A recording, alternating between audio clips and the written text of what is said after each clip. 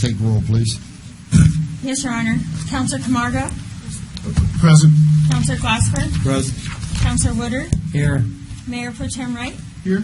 Mayor Kerr? Present. Thank you. Everybody stand for invocation, please.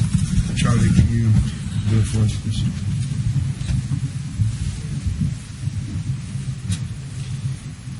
Dear Heavenly Father, we thank you tonight for this gathering. We pray that you be with the council and members up here tonight, that whatever is thrown against us, that we will accept it or act on it in a proper way. And we just ask that the people that come before this diocese tonight, that they will come with information that will assist us in making our right decisions. And we ask this in your name. Amen. Amen. Remain standing for the flag salute, please. And to the republic for which it stands, one nation, under God, indivisible, with liberty and justice for all. Hoorah. Hoorah. Yeah. Conflicts of interest? Council? I have none. I have none. I have none. And I have none. Closed session, please.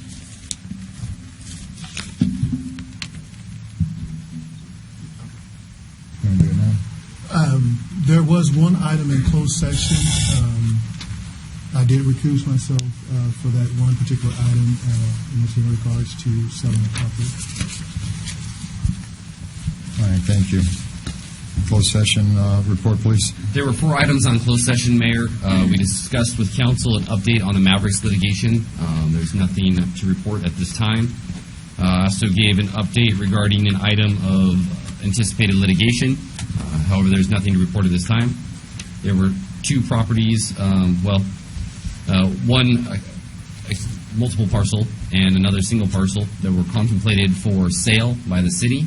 However, the city has decided to continue that item until the next council meeting and given instructions to the the city's real property negotiator. All right, thank you, sir.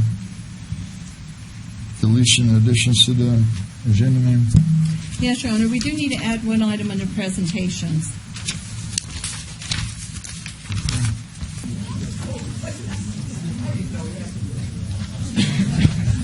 All right, go ahead and call the meeting back to order.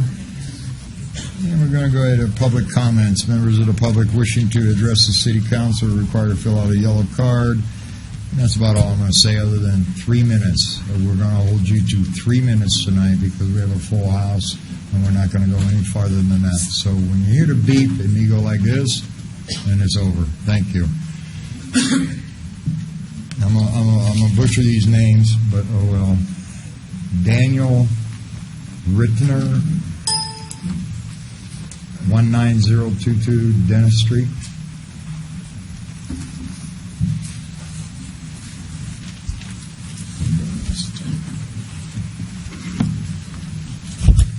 Buenas noches. My name is Daniel Renteria, and I'm from Dennis Street. And I have some questions in regard to a water bill that I received this month. You want to talk about a water bill or what's on the agenda? That's on the water bill and on the agenda. That's Okay. where I spoke. Do we take that up on the agenda? It's a water bill you're going to talk about. But yeah, you can talk to both. You can talk about your water bill, and then before you get into anything else about what's on the agenda, you go back. I still have your card. We'll call you up when that comes up in front of us, all right? Okay. All right, go ahead. Mayor, I'm sorry, but just to interrupt a bit, this is just a question on this actual bill Right. that he has, and that's one thing that he had a concern. It wasn't right now in regards to the item on the agenda, but it's more on his bill. And I think that's what we wanted to speak on. Yes. Yeah, just his reading on his bill. It's basically Okay, yeah, we'll talk about the reading on the bill, and we have people here that can answer the questions, or we can put them up with them afterwards, and then I'll call you up, put your stack or your card back in the stack. So go ahead and talk about your water bill now. Okay, I've got a copy. Go ahead and give me the Can I- number, please. Provide a copy for that.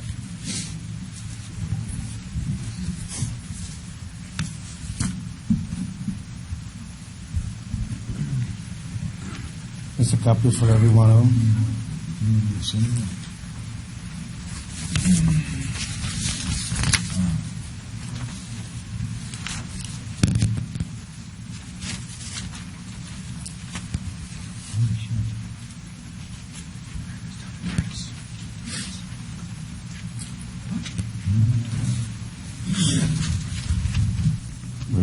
Yeah, Curtis needs one down there. I came to City Hall to talk to the supervisor in the water department in regards to the bill, and she came up to me and she said something about, this is your water bill, you want to pay, you want the water to be shut down. And I said, what I wanted to know is, why is that kind of expensive when I pay $43 per month and I'm receiving this bill? Her answer was that the ordinance and something retroactive for 5 years, that I have to pay that. And I said, I don't own the property that long. I only own the property about 3 years and 6 months. So anyway, we started discussing it, and she came out saying something about, okay, we're going to charge you for 6 months. But still, I don't understand why it's so high, even though at $190-some that I pay. I don't want to discuss that with her because she says the best that I can do. So I tell her I will speak to the city council and find out about it and see if I can get an answer. Well, usually we don't address this right here, but what I can do, and I want you to understand, I'm not putting you off because you probably heard my comment when I looked at your water bill here. But, Yes. I'm going to, Cindy, we need to set, and do you have something on this right now? You want to talk on it right now, or you want to sit down with Cindy, you and this gentleman? Okay. So can you do that? Because Yes. I don't. It could take an hour or two to go through this or whatever. No problem. So turn your mic on. Thank you.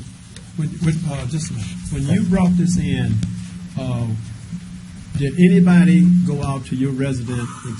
Is this a residence or is this just some land? That's a resident. It's a resident. Did anybody go out to your resident? Is there a building? No, that's just a private house. That's what I'm saying. Is there a house tied to this bill? Yes. Okay. How many bedrooms do you have? Only two. You got 2 rooms. 2 bedrooms. 2 bedrooms. 2 bedrooms. And how many bathrooms do you have? 2. Okay. See, I went through some unusual high water bills myself, and I found out I had some leaking toilets. But I have a lot of experience with that. What I do, I shut everything down and go check on the meter, and I see No. there's not circling around. They checked my meter. Wasn't nothing wrong with the meter. I had some leaking toilets in my house that was running water all the time. Yeah, but I don't have that problem. You don't have that problem? No. Okay. That's what I want. All right, no problem. Go ahead, and Cindy's going to get up with you. I'll give her a card when we're done, and they're going to set up a meeting with you 3 and sit down and see what you can get up. And she'll go ahead and brief the council on it as soon as you guys have your meeting. It will be real soon. Thank you. All right, thank you, sir. Daniel, thanks for bringing this to our attention. I think it's Carolyn Ross. I believe so.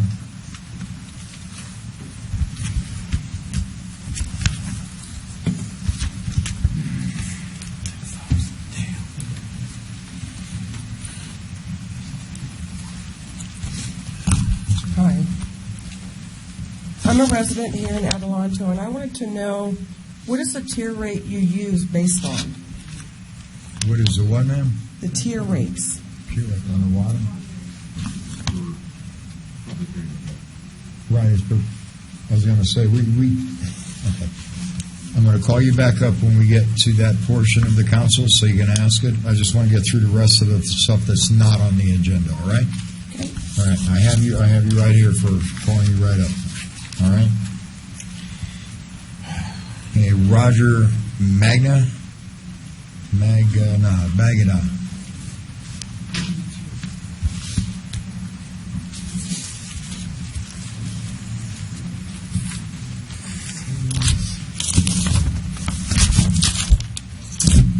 Good evening, everyone. Good evening, Council, Mayor, Mayor Pro Tem, City Attorney. My name is Rogelio Magaña. First and foremost, I want to thank you all for the opportunity to speak to you tonight. I'm here tonight with my friends and partners sitting here next to me. together, we come here to the high desert, not for the medical marijuana, at least not directly.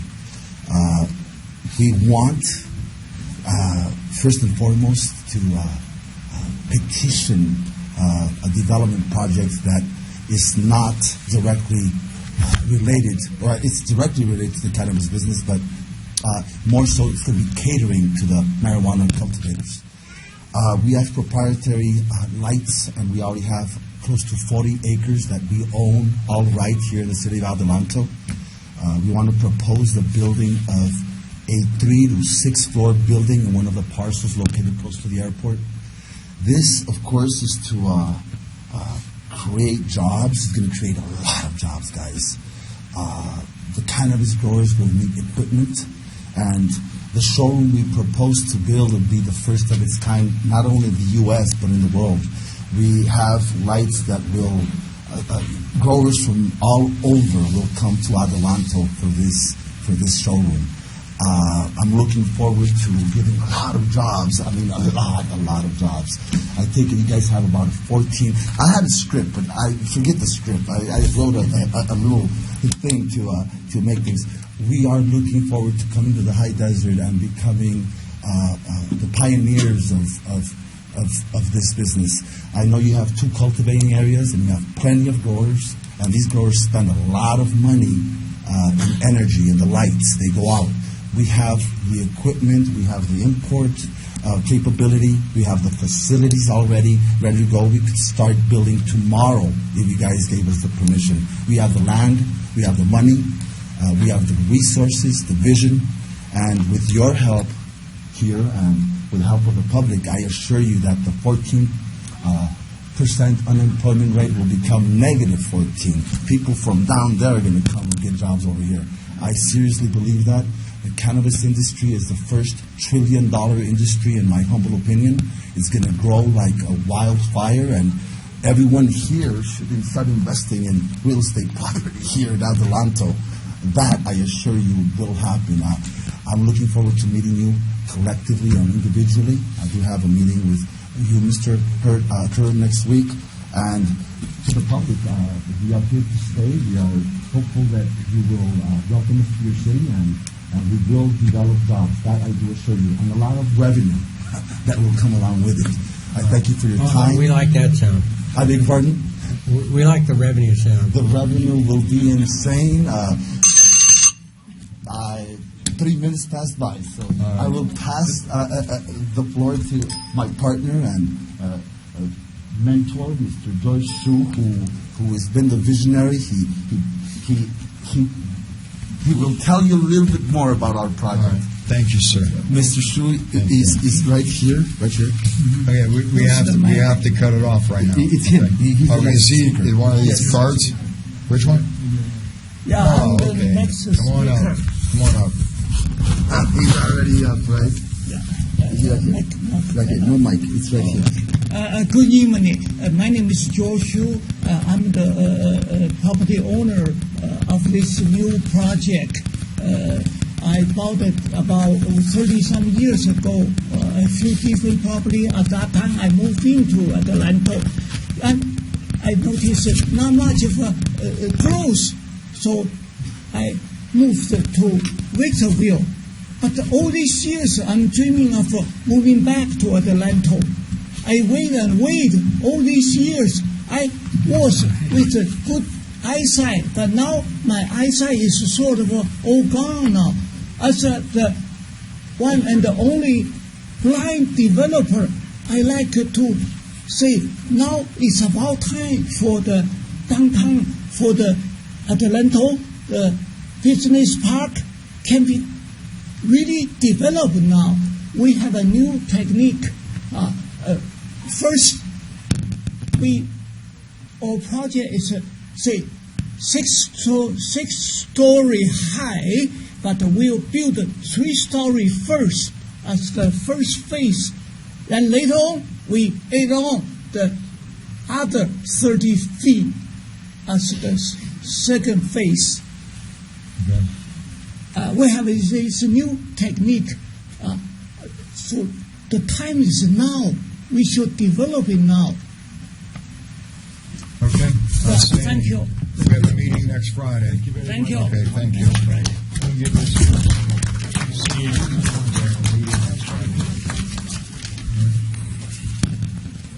Sammy Sage?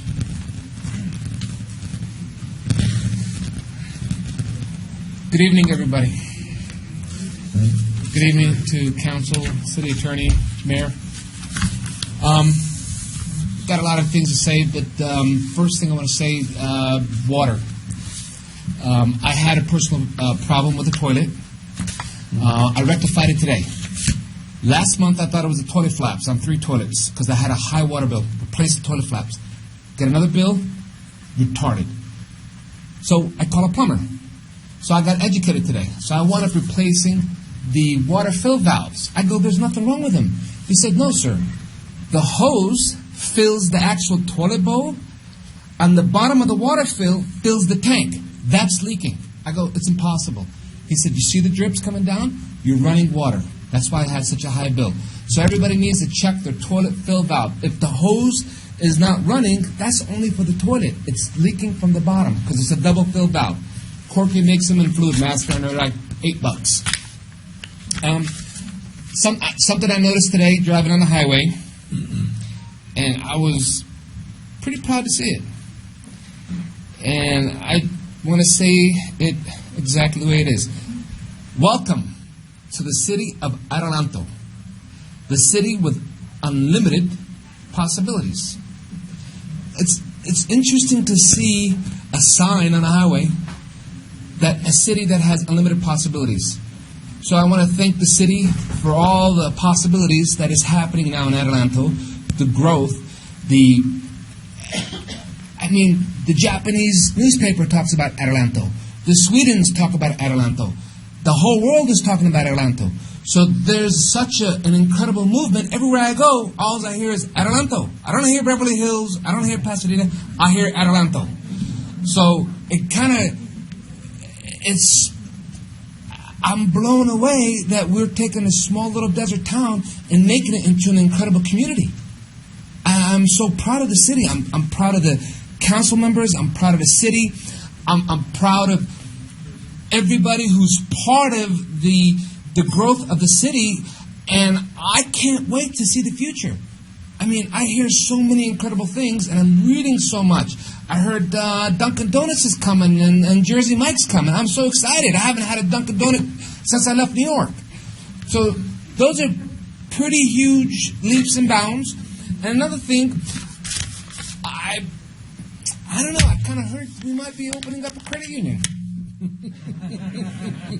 Good night, folks. Thank you. Love you guys.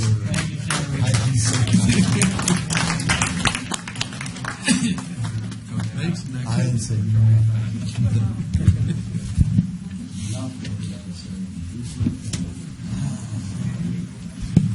Terry Delgado.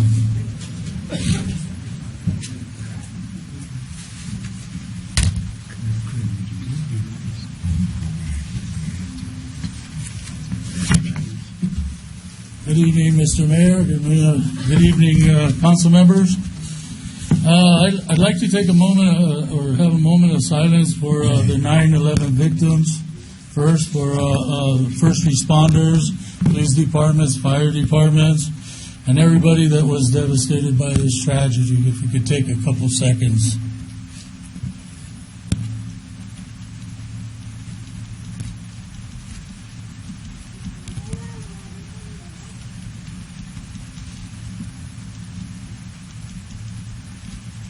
Thank you for that. Okay, about a year and a half ago, I had asked for an audit from the city for the last 12 years.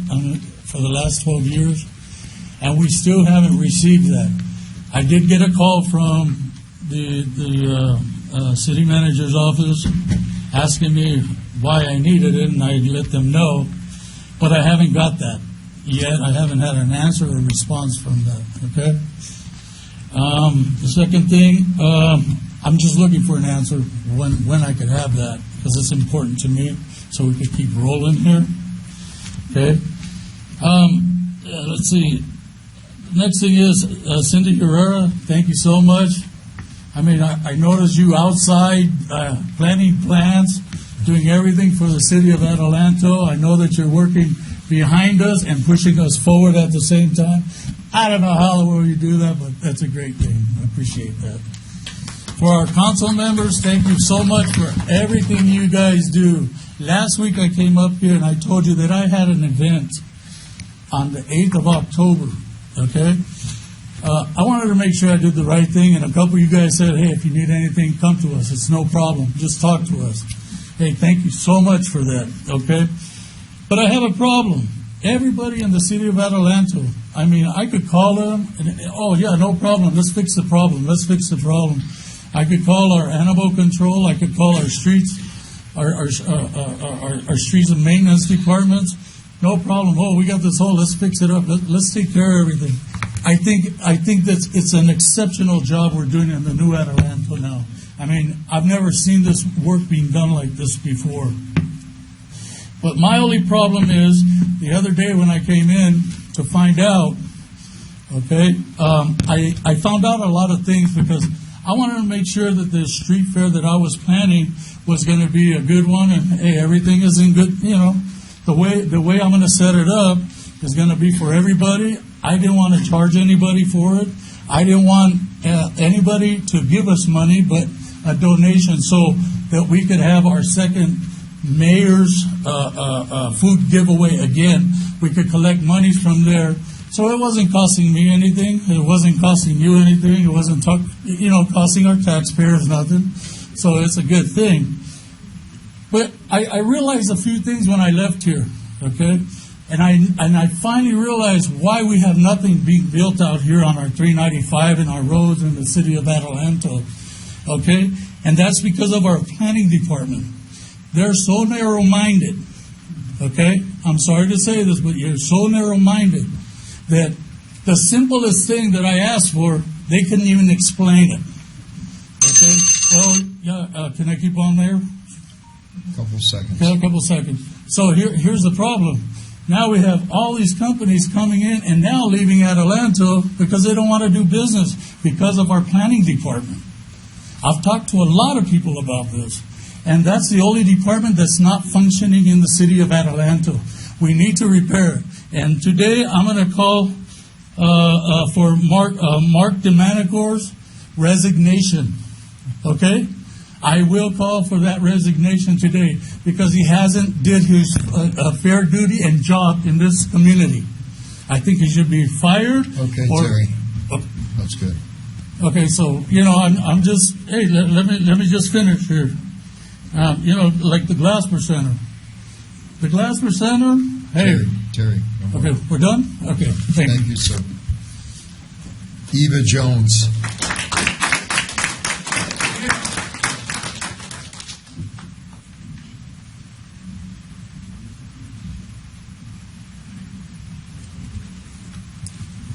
Good evening, Mayor, Council. Thank you for having me. I'm here to report, what's going on with the Senior Center. Our Senior Center is doing fine. I know you have asked us for money, to come up to help the city, and rightfully so. We do agree with that. But we don't have any money right now, but I want to let you know what's going on there at the Senior Center, and I am the voice for the seniors there and all the citizens and with the community. We have the CX3 Community of Excellence in Nutrition, Physical Activity, and Obesity program that's doing well. We've also had St. Joseph's Hospital that gave us a $400 value that they presented there for the people of Adelanto and the community. We had over 70 people there this Saturday. So we are partners with these people, CX3, St. Joseph's, and the veterans with the Sterling Inn there. And we are partners with other people here, the veterans, Mo with Meals on Wheels, and other things that we have there at the Senior Center. So we're doing well. Hopefully, we will have people there that will help us come up with the money. We still want to have the Senior Center open. We are working on it, to come up with the money that the city is asking for. So I don't know if we're able to come up with that much, Mayor, but we are working on it, just to let you know that. All right. And we want to thank you also, Mayor and Cindy, for allowing us extra time through October to give you a final decision on this. Thank you so much. All right, thank you, Eva. Sharif Shala? Shala?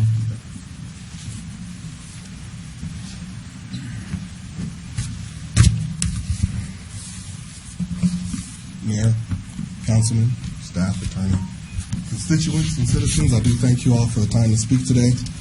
I have to ask you to forgive me. I'm not my normal self. I was on a holiday rear-ended by an alleged drunk driver, so I am still trying to recover from that. Today I'd like to speak to you all because I'm happy to hear some of the positive statements I'm hearing about our city, the vision, the direction we're headed in. I think those are all positives. But there seems to be a dark cloud hanging over our head in the midst of all that seems to be impeding and in the way of progress. I believe that dark cloud is geo. I don't believe any city can be great with 3 prisons within its walls, another one right up the street. No matter how much we try to accomplish, that can't be done if we have too many jails in our community. I know the new jail that was supposed to be built was supposed to be overflow for LA County inmates. LA County is notorious for dropping their inmates off in our high desert communities and just leaving them there. I remember meeting a man at the Greyhound that LA had just dropped off from doing a criminal bid and had nowhere to go. He had nowhere to go but in our community and was homeless in our community as a result. I know not long ago there was a bill on the ballot. I know we're going to have some positive ones here to help us in the future, but it wasn't long ago we were asked to vote by the previous mayor and some of the council people on raising taxes that we couldn't afford to avoid bankruptcy. The city rewarded them by voting her and a couple council members out of office. Unfortunately, 2 people that supported her in doing that are coming up for re-election as they are still in council. I think that it comes time for us to really think, to achieve this future that we want, must we drag some along while others try to lead? Or do we want a council where all people are taking part in leading us all towards the future? And making sure that what revenue we receive is being used wisely to make sure that our children have an opportunity to have a decent life, to bring proper superintendents and educators into our community, to bring individuals here that are professionals that not only want to work here but live here as well, to really beautify our city. I'm aware that there was a fire this morning down on Chamberlain. There's been a lot of fires in that area, unfortunately, that are not being repaired. The buildings are not being fixed. They're just sitting there in decay. I'm on page with you with wanting to make this city a better place.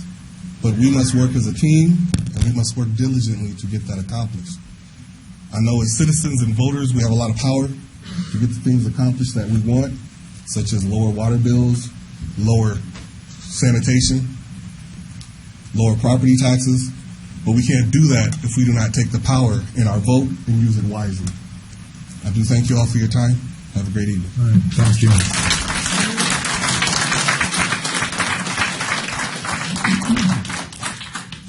All right, that's all the cards I have on public communications. So we'll move right on to consent calendar. Items on the consent calendar are considered routine in nature and non-controversial and require no further discussion. So I'm looking for a motion to approve the consent calendar as it stands. Mayor, I'd like to pull number 8 off, please. Number 8.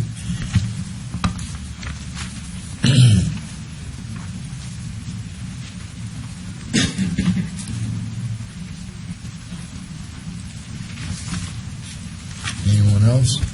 Want to go on number 8? We're just pulling it to discuss it later. I move that we accept the approving consent calendar minus number 8. I'll second that. All in favor? Aye. Pulled it and stuck it. Do you know what that page is? Am I missing something? Items pulled? Yeah, that's after the...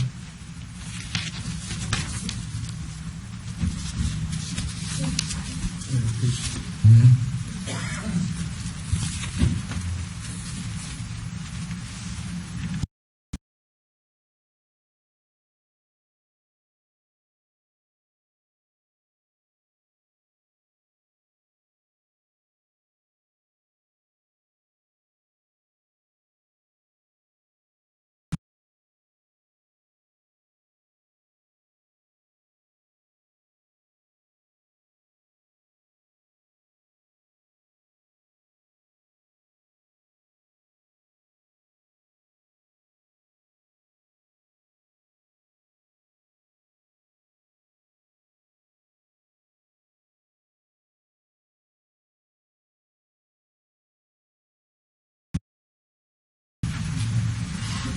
I don't see it. But that's okay. I'll write it in. Somebody remind me. Ed, make sure you remind me after we get done, huh? That we pulled it, please.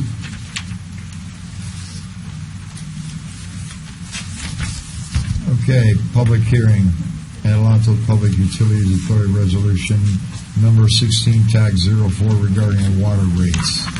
Penny, can you come up and go through this all for us, please? Good evening, Mayor and City Council and citizens. Actually, I'm going to start off by just letting you know that staff does recommend that the Public Utility Authority Commission adopt Resolution number 1604, a resolution of the Commission of the Adelanto Public Utility Authority authorizing the rate increases according to Bartlewells Association's recommendations.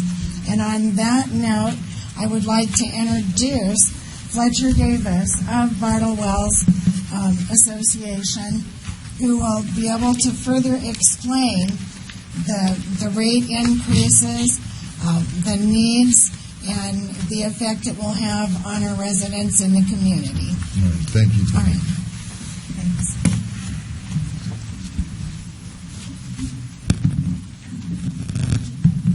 All right, lower that.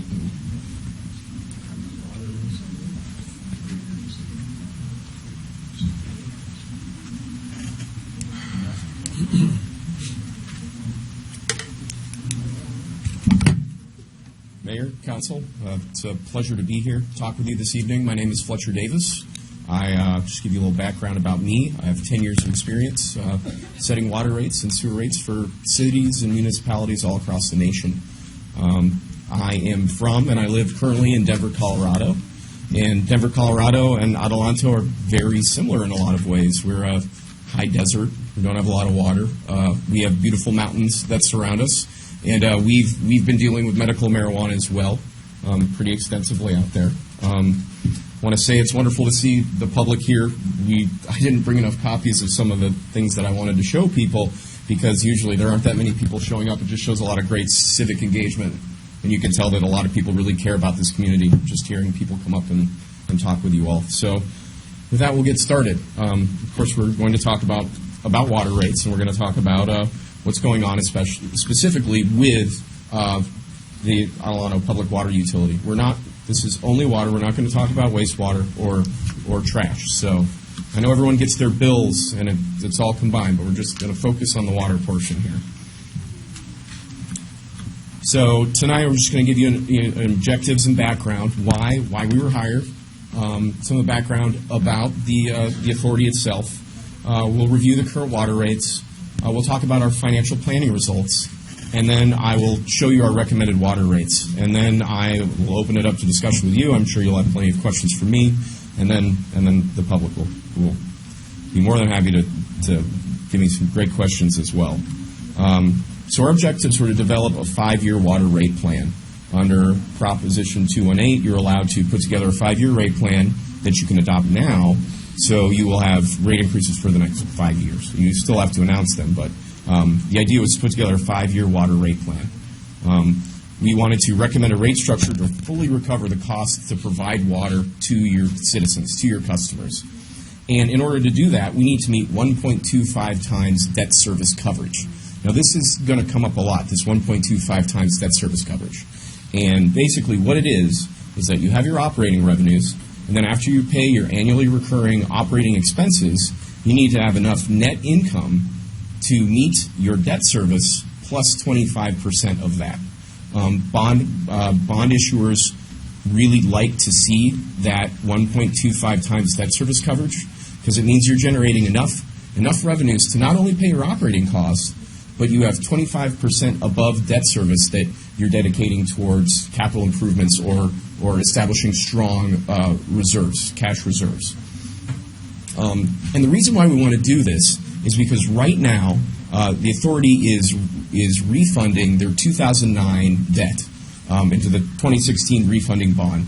And that's going to save money.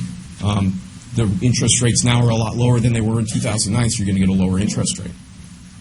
And then we're going to develop water rates that meet California's legal requirements for implementation. And we're aiming for implementation on October 1st, 2016. It's going to be before the bonds are issued, or at least we're going to ideally get them approved before the bonds are issued, before the refund occurs. So just to give you a little background about the water rates. The last time that anyone looked at them professionally was in 2009. So we're talking about 8 years ago almost. Your last rate increase on your water side was in July 1, 2012.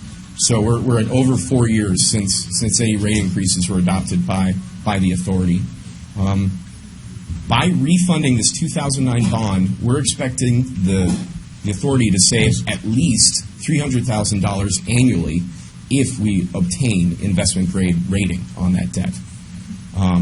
Right now, you have to pay costs to Mojave Water in order to replenish water that you use above your free allocation. The costs have increased, and they will continue to increase in the future based on the plans that they've submitted. There have also been significant droughts in the area and state-mandated cutbacks. The governor just rolled back the 25% mandate in watering restrictions, but that doesn't mean people haven't been conserving greatly. I'll show you a slide a little bit later that shows you just how much this community has conserved. And then we have the San Juan Capistrano decision, which basically said that if you have tiered water rates, you need to be able to tie specific costs to those tiers. Tiered water rates are a great way to promote conservation through price signal, but there needs to be a cost to serve behind those price differentials. And then we have Proposition 218, which is now Article 13D of the California Constitution. We're required to notice these rate increases, and we're supposed to send a notice out to all of the customers in Adelanto. There were over 7,700 accounts, and each of them received a notice. And if there are enough people that oppose the increase, then it can be overturned. So part of that is this is the notice. We noticed it a month ago, and here we are. Everyone's received the letter, and we're all here to talk about it. So the big question is, why are these rate increases needed? Why are we doing this? Again, there have been no rate increases for 4 years, and costs have increased over the last 4 years. Inflation, according to the federal government, is at an all-time low, but that doesn't mean that costs aren't increasing day to day for energy and for pumping and for just all the material that goes into serving water to your customers. Conservation plus increases in Mojave water costs and operating costs have resulted in less net income for capital projects to maintain the quality of your system and for debt service coverage. So basically, revenues are not meeting current bond coverage requirements. Again, the current bond coverage requirements are 1.25 times debt service coverage. If we are able to meet this coverage target, we are going to save the ratepayers at least $300,000. And that's not $300,000 just once. That's at least $300,000 annually. So it adds up to a lot if we're able to meet these bond coverage targets. And we really need to ensure that our tiered rates are cost justified. So that's why we need to not only increase rates, but modify the rate structure a little bit. That's what we'll talk about a little bit further on. Here is a graph, simple graph, that shows consumption by residential and commercial over the last 3 years, from 2013 to 2015. You can see you've gone from pumping and serving around 180 million gallons to less than 140 million gallons. That's a significant loss of revenues for the utility. It's great that people conserve. A lot of times our costs are fixed in a utility. It's the real catch-22 that we have to deal with. It's a real catch-22. However, we have seen cost decrease associated with the replenishment water that you need to pay to Mojave Water. So there is a flip side to that, but consumption has decreased drastically.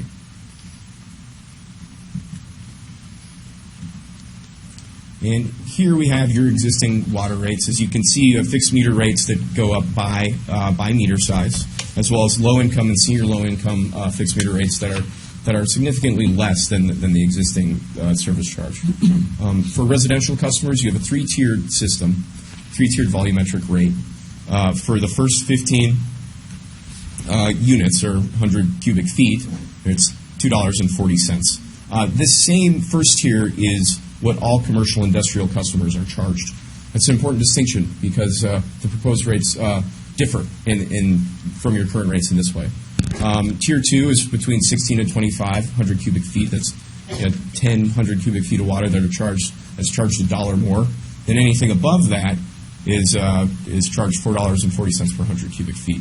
The tiered water rate structure was adopted during the 2009 rate study, I believe, and again, it hasn't been analyzed since. Here are your projected operating costs. As you can see, they're increasing. They're going from about $3 million from the end of fiscal year 2016, they're going up about $1 million by the end of our study period in 2021. We use a very modest inflation factor in our projections.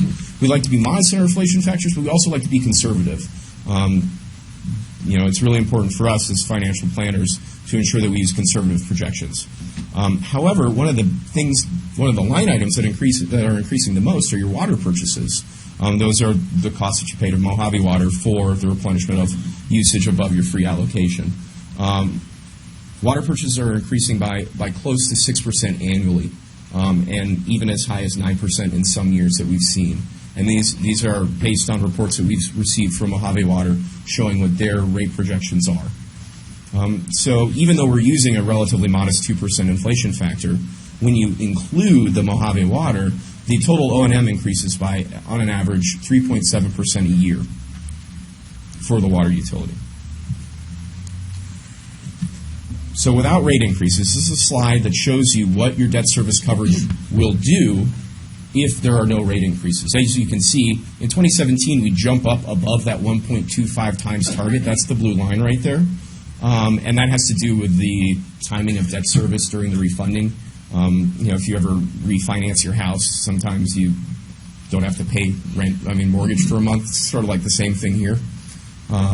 So we have a little jump there, but then we have a steady decline until you're below 1.0 times coverage. And that basically means that your rate revenues aren't sufficient to pay operating costs and debt service. So that means you have no money to spend on any capital improvements, and it means that you have to draw down reserves to pay for debt service. That also means that your reserves are going to continue to decline, especially because you can't continue without investing anything in capital. Capital repair and replacement are real costs. We're just not showing it here. So it hurts your fund reserves. So this is not a tenable path in our opinion. We believe that if you were to go this way, not only would the graph look like that, it actually might be a little bit worse because you wouldn't be able to obtain investment grade rating from bond rating agencies, therefore increasing the cost to borrow for any future capital projects and increasing costs for all customers. So what is our proposed rate revenue increase? This is the big slide, I guess. We're proposing 5 years of rate increases. The first 2 years, in order to meet that debt service coverage target, we're proposing 4.6% in water rate revenue increase for 2 years. And then after that, we believe that we can level it out to around 2.25% for 3 years. So these are water rate revenue increases, and as you can see in the following slide, that the rate changes don't necessarily mimic precisely the 4.6% because of the way we've allocated costs, not only to your fixed charge, your volume charge, but also to residential and non-residential customers. So here are the proposed fixed meter rates. As you can see, we've increased the 3/4 inch meter from $26.50 to $27.72. It's a little over $1.25, $22. We've also set the 1 inch meter charge equal to the 3/4 inch meter, and this is because of a new building code requirement. All new residential homes are required to have fire sprinklers, which is, we don't have that in Colorado. It's Seems a little overkill to me, but that's California for you. However, in order to provide that indoor water protection, an 1-inch meter is required to do so.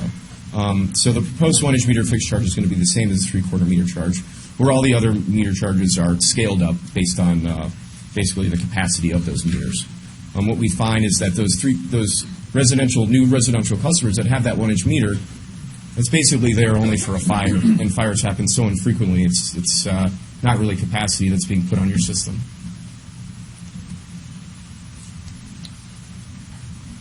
So for your tiered volume rates, we really need to make sure that we have cost justification for a tiered water rate. And right now, only your residential customers have tiered water rates. And according to the San Juan Capistrano ruling, we need to have that cost justification. The city and the authority would like to continue to promote conservation via a tiered volumetric water rate structure. So what we've done is we've done a cost of service study to link different costs to different levels of water usage in order to ensure the rates are legally defensible. And this is where we talk again about Mojave water. You are allocated in the Mojave Water Basin, you are allocated 2,600 acre-feet in free production allowance annually. That is water that you can draw from the aquifer for basically free. Where there are costs associated with it. Your whole system is designed to pump that water and deliver that water to your customers. You don't have to pay anyone else for it, I should say. However, Adelanto currently uses over 4,000 acre-feet of water. So there's that delta there that, according to the fact that you have with the Mojave Water Basin Authority, you need to replenish that water.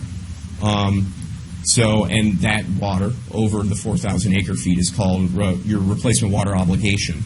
And this is the cost that we're talking about increasing at around 6% annually. The water costs for Adelanto are about $558 per acre-foot in this fiscal year, which equals about $1.54 per 100 cubic feet of water. If there are any math magicians in the audience, you can tell that that's not a precise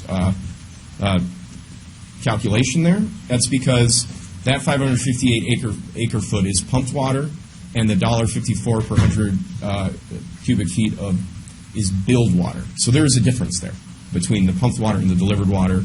There's loss. There's unbilled water, and some pipes just leak. Things leak. So that's why there's a little difference there if you're doing the conversion calculations at home. So our proposed tiers, we're going to propose 2 tiers here.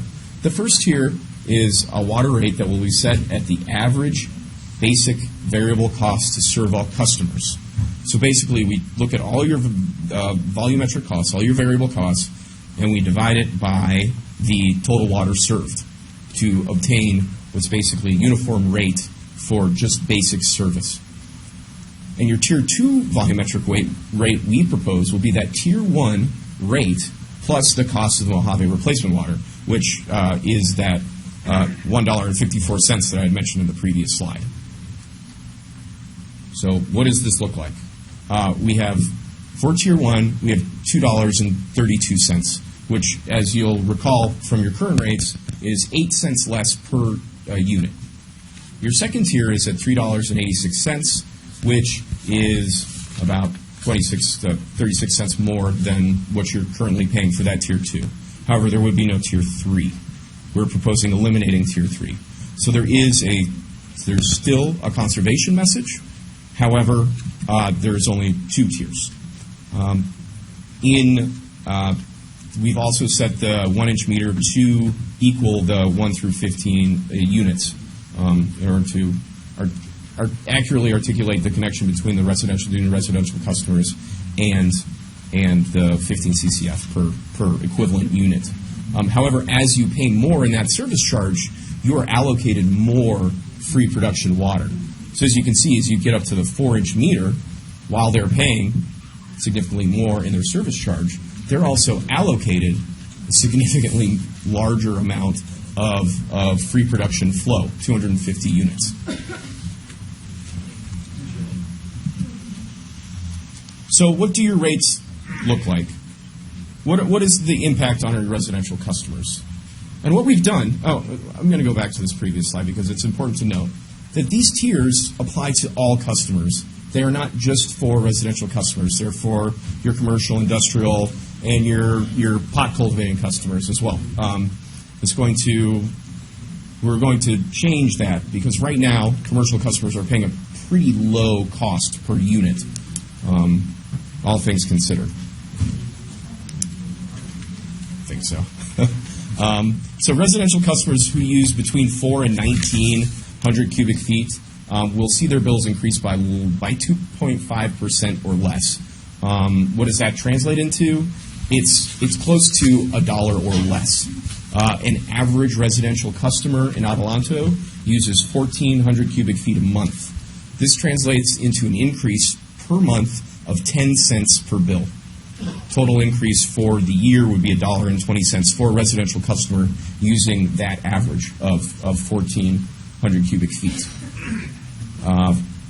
Residential customers who use between 3 and 1,700 cubic feet a month will see their bills increase by less than $1. And you've all received handouts that show more detailed bill impacts for residential and commercial customers. I've never had this many people show up to a presentation, so I didn't print enough. However, if the public wants to see it later, we can put it up on the screen. It's available. So how do your water rates compare to the surrounding communities? Well, they're perfectly average. They're a little bit below the average here. We have Hellendale, Victorville, Hesperia, Spring Valley, Oak Hill, Felon Pinion Hills, Golden State Water, and Apple Valley Ranchos.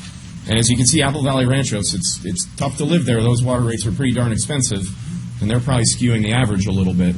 However, if you include them in the average monthly bill for a customer that, again, uses 1,400 cubic feet a month is right at $63.02. As you can see, for our existing rates, the existing customer is paying around $60.10. However, under the proposed rate, they're going to be paying $60.20. Nominal increase for the average residential customer. And with that, I will open it up to any questions that you all have. After this, there will be a public hearing, and the ballots will be counted. But first, I wanted to thank staff that really were essential for completing this. Misty Cheng, who couldn't be here tonight, who's the finance director. Brenda Lopez, the clerk. The deputy clerk. Penny Rose, thank you. Tonda, who's... Okay, thank you. And, of course, you, Cindy. Thank you for your assistance. Not only providing the data and providing information, but disseminating it to everyone that needed to hear it, including the public. I understand that the water bond is going to be coming up for refinancing. Yes. And that that small increase would, and the interest rates for the water bonds are going to be down, and it's going to be important for the refinancing of these bonds, and what kind of savings would that be over the long run for the refinancing them at a lower interest rate? So if, here, let me calculate it real quick. So it's going to take 2 seconds. I apologize. But let's assume that we save $300,000 over the course of 30 years.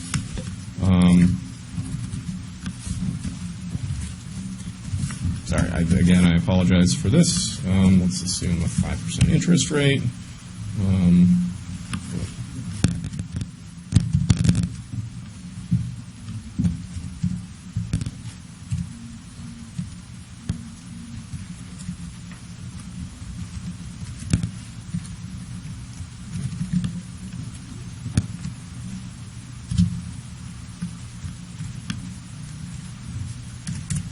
That's going to save Adelanto's ratepayers $4.6 million in net present value savings.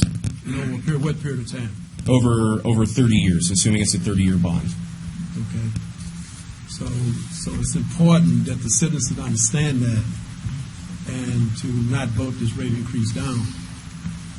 Because over the long run, it's going to be a savings to them and the city over the long run. And we did look at rate increases, assuming that rate increases weren't passed and you didn't receive investment grade funding, and rate increases in the future were greater than we displayed here tonight. Back in your previous slide, you had when you broke down the prices, you had professional services. That's our contractor. One more. Go ahead. The other one. There we go. It's a little slow. There we go. Professional services. Seems like one of the larger chunks. What is considered your professional services? Professional services, I believe, includes the PERC water contract.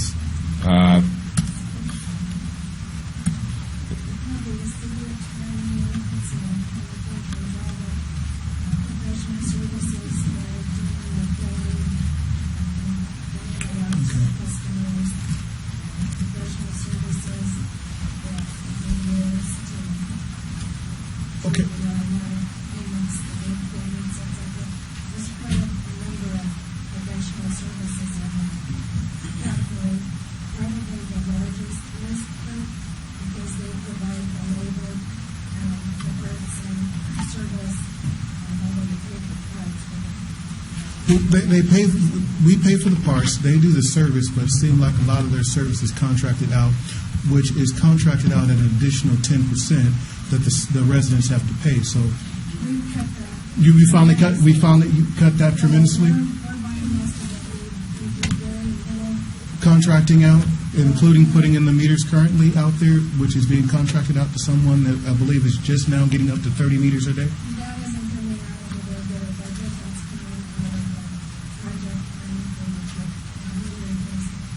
And I don't see anywhere in here where we're talking about capital improvements, because last time we were supposed to have capital improvements, but yet most people in this city still have brown water. So you want them to pay more for brown water.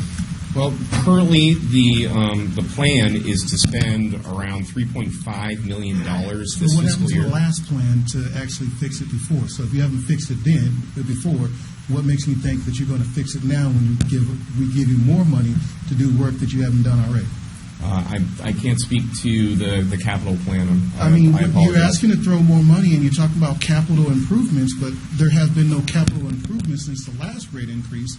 So you want more? You're asking the residents to pay more money for capital improvements and rate increases and all the rest of the stuff for bonds to fix stuff that hasn't been fixed, and yet and still we're just supposed to continue to throw more money and more money and more money when you haven't done anything what you're supposed to do with the money we have already. The 2016 bond refunding is funding wastewater improvements. It's only refunding any water debt.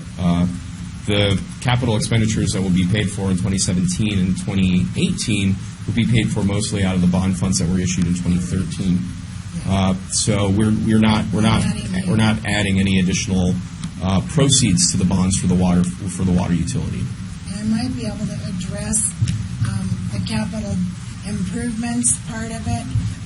We now have a city engineer that's very familiar with water and water production and all of this, and we are moving forward aggressively to make sure some of those capital improvement programs are actually going to be worked on and started and completed within a timely period. Penny, we talked before this, and I told you don't take it personal.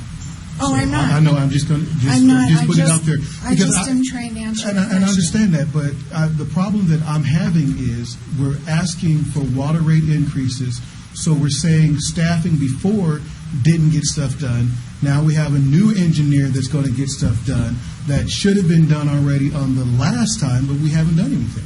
But we still have brown capital water. Improvements money doesn't have anything to do with the water rate increases and covering the cost of servicing the residents for that water or paying debt service. Okay, but you're asking the residents to pay more money for dirty water. I can't speak to the quality. I can speak to the quality because I live on the north side, and I get brown water. And so what you're asking is for our residents to pay more money for dirty water. Or, excuse me, just only certain parts of our residents get this dirty water until they flush the system, and then they get dirty water on the south side. That's when we hear a problem. But the north side gets dirty water all the time and nothing's said. So I'm wondering, why are we supposed to pay more money for water that I wouldn't give to stray dogs, stray cats, anything? I don't put on my flowers. You have to buy bottled water to water your plants, and you expect us to pay more water pay more money for the water we're currently getting. It's my understanding.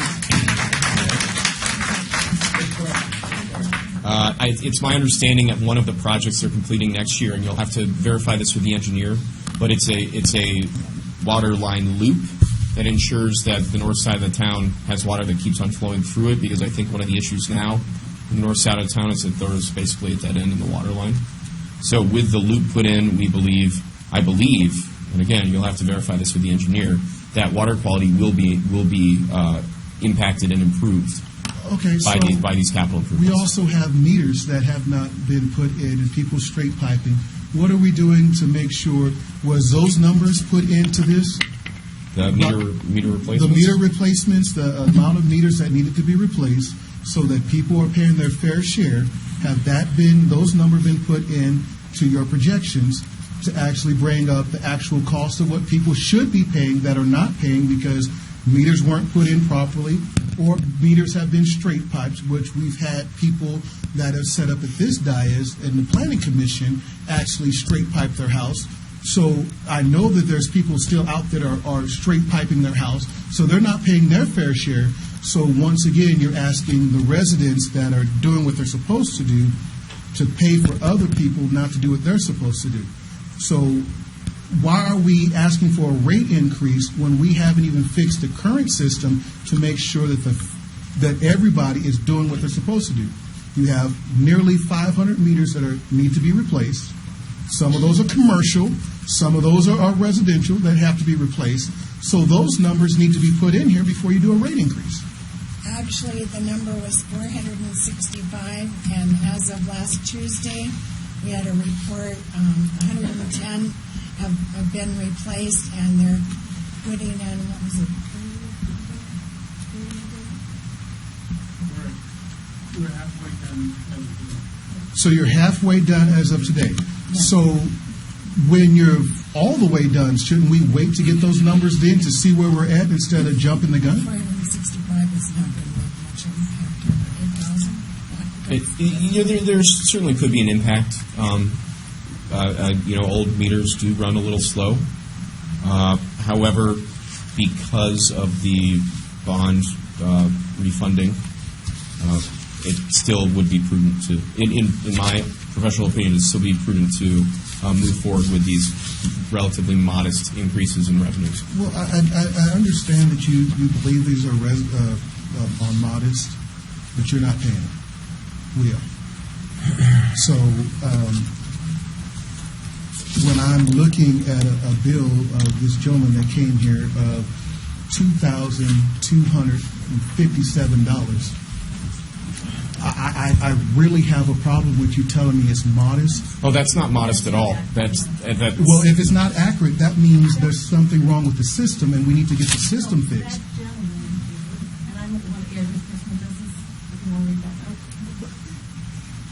Okay, neither here nor there, they're getting bills like this because we have a system that's broken. So we need to fix the system before we ask people to pay more money. Hey, can I interject something here? Sure. Let's put things in perspective. We've been paying a bond rate at this much, and it's coming time to pay them off.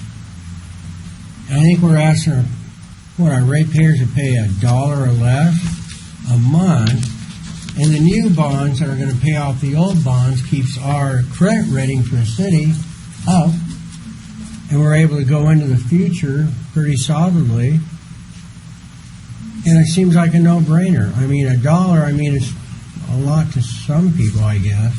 But it doesn't seem like that much to me. It's not even that. We continue to raise rates before we fix the old problem. We haven't raised the rates in 4 years. It doesn't matter if we haven't raised the rates in 10 years. If you haven't fixed the crap, you need to get it done first. You know what?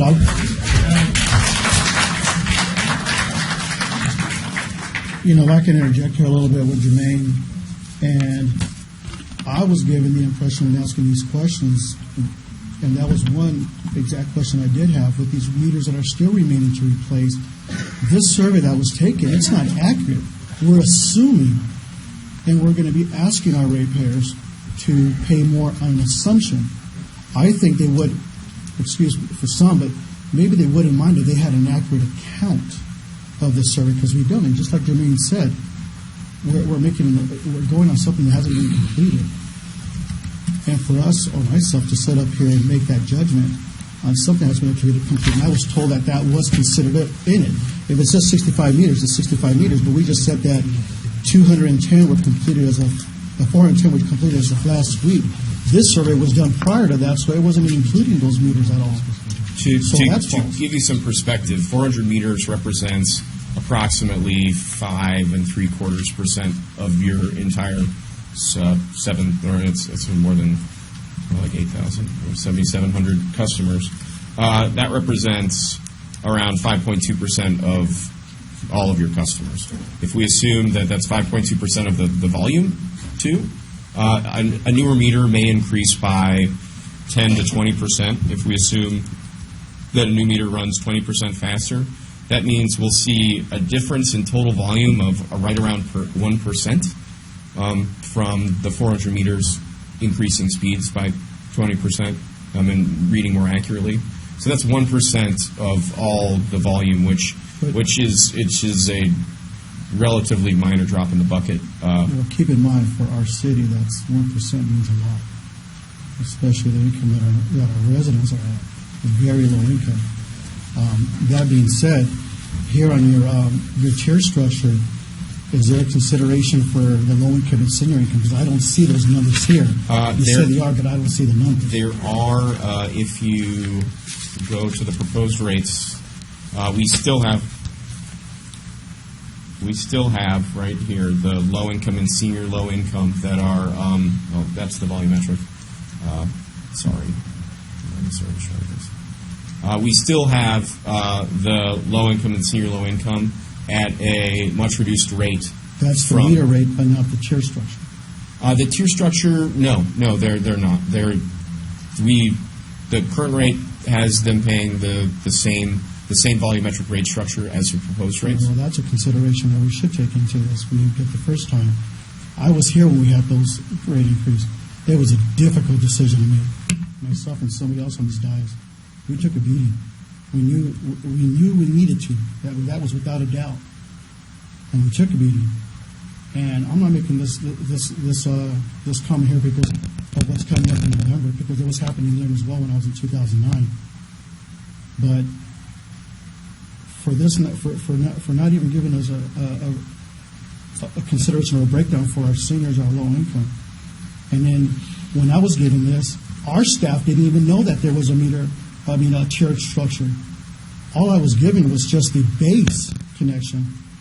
And I'm out there educating my constituents. We had 8 emails come in this morning, emails in regards to the increase. I went to go visit 2 residents, and I'm telling them what I'm reading. And then all of a sudden, there was another page to it. And this is coming from a staff, so now I'm going to be up here making an uneducated decision on a 30-minute presentation. Maybe it was mailed out, but I'm asking my staff, and it wasn't given. So I misinformed my residents what I was telling them out there today. I apologize. I assume that all the Prop 218 notices went out, included the volumetric portion of the rate. They did. And it wasn't. And I'm sorry, but it wasn't because I've asked a couple of individuals, and it was like, somebody else, and it's like, we didn't know this. So I'm misinforming my residents out there. And again, I did this in 2009, and I won't do this if we're not giving accurate information. There's no way. That's my opinion. I believe the information mailed in the Prop 218 notice was accurate. I apologize if you didn't receive it. Well, I need to educate I'm just opinionating that, but I have to educate my residents, and someone gave me misinformation today. Again, the concern with the low income, there's many that would qualify for low income. We got senior citizens that can qualify for senior citizen discount, and we're not even taking that in consideration. One thing I do want to ask, though, and maybe you can put this in your numbers there, what's the overall effect? Okay, we understand that there's years that they come down to X amount of cents and they go up some over $1.20. What's the overall effect if we change the base rate, which is recommended, over a 5-year, it'll be $4.50 overall. But if you left your tiers just the way they are now, what will be the difference? If you left the tiered rates where they are now? Over 5 years, are the residents paying more or less over the 5-year duration if you left those tiers the way they are? I wouldn't be able to give you that answer right now. That would require too much calculation. I'm not prepared to do it live. I apologize. I, however, would be happy to provide that answer for you in the next week. I have a question on the commercial side. Yes, sir. I did notice that on the commercial side with the tiered rate that you've given me, some of our people that are going to be doing high-end stuff that has to do with cultivating and things like that, they're probably going to be at the higher end rate of that water. And so you're asking between 37 and 48% is their rate increase. Those are for commercial customers that are using, over 200 units per month for Correct. a 2-inch meter. So the council here has passed to bring in an industry that uses high volumes of water. So you're asking for those people to now come in and pay from this current rate between 37 and 48% higher rate. Sir, it's my opinion that the current rate structure that you're charging your commercial and industrial customers is being subsidized by residential customers. Okay. We believe that currently the commercial customers aren't necessarily paying their fair share of the cost to serve. So then shouldn't you then put that cost to the commercial customers? We are. Instead of the residential customers? So leave the residential customers alone and put it to the commercial customers then? We still believe that there needs to be a slight increase to the amount of residential revenue that we're generating. However, if you were to look at the percentage of increase between residential revenue and commercial industrial revenue, it's definitely higher on the commercial industrial side, which brings the residential revenue increase lower. So what you're saying is currently the residents are subsidizing commercial. And to fix that problem, you're going to raise the rate on the people that are already subsidizing and then force the other people to stop being subsidized? We believe that after these rates are implemented, there will be no subsidy. Okay, so shouldn't you fix the first problem before you try to fix the second problem? So if we're subsidizing, then force the commercial customers to pay their correct rate instead of then asking residential customers to pay more. That's exactly what we're doing. We're asking the commercial customers to pay their fair rate. Okay, so then we should not be raising the rates on the residential customers until the commercial customers then are paying the correct rate. Then the commercial customers would be subsidizing the residential customers. Yeah, the residents been subsidizing them all this time. I mean, so what you're saying is the residents are subsidizing the commercial. So if you take their rate for the commercial, bring it up to where they should be, then it should be everybody on an even keel, not anybody subsidizing anybody. We're not proposing to repay any past potential subsidy. I'm not saying repay, but if they go up to where they should be paying, then everything is even, instead of raising the rates on the people that have already subsidizing something else.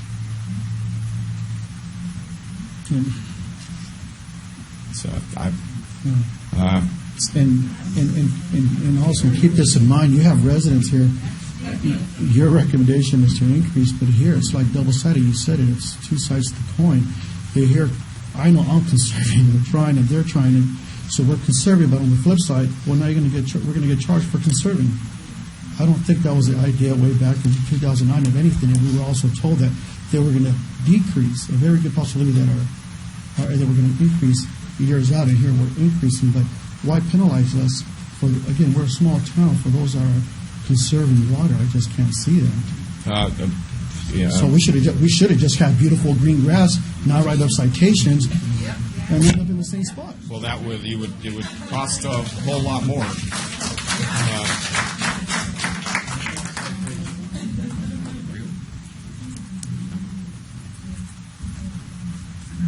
Council, anybody else?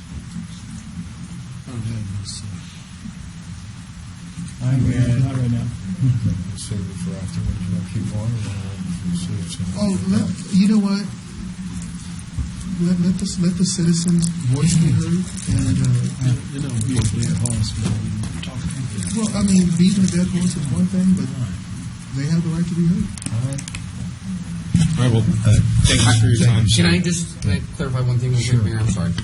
I know we've been talking about the operating costs and what we're going to be investing in capital improvements and stuff like that, although that's not really what's before us today, and correct me if I'm wrong, but really what's before us today is trying to make some sort of a small increase so that we can maximize our savings on our debt servicing, which would, over the course, the $1 per month would, over the course of time, save the Water Authority over $4 million. And that $4 million would then be available to them to invest into capital projects. Is that correct? Well, the $4 million isn't real savings. It's $4 million that you don't need to collect from the ratepayers. It's $4 million that you won't need to recover via even greater rate increases. That was in my step two of my question is that going to then go into saving them more money long term by having that available? Yes, sir. Part of our analysis was looking at what would happen if rate increases were not approved and we weren't able to obtain investment grade credit rating from the bond agencies, and we saw that the need for rate increases were a lot greater than I was showing you tonight. That 4.6 would be closer to 6%. That increase to rate revenues is a direct correlation to the loss of potential savings of that $4 million from the refinancing at a lower rate. Are all the audits completed? Are all the audits for the water department complete? I do not believe they are. I'm not sure. The 2015 Public Utility Authority audit is about 99% complete. We're expecting the final to be issued before the end of the month. So that would catch us up. 2015. So that's all of them up to 2015 are complete, up to where you're at. The Public Utility Authority audit will be done through 2015. We're going to start with the city audit next month, and that will be finished before December.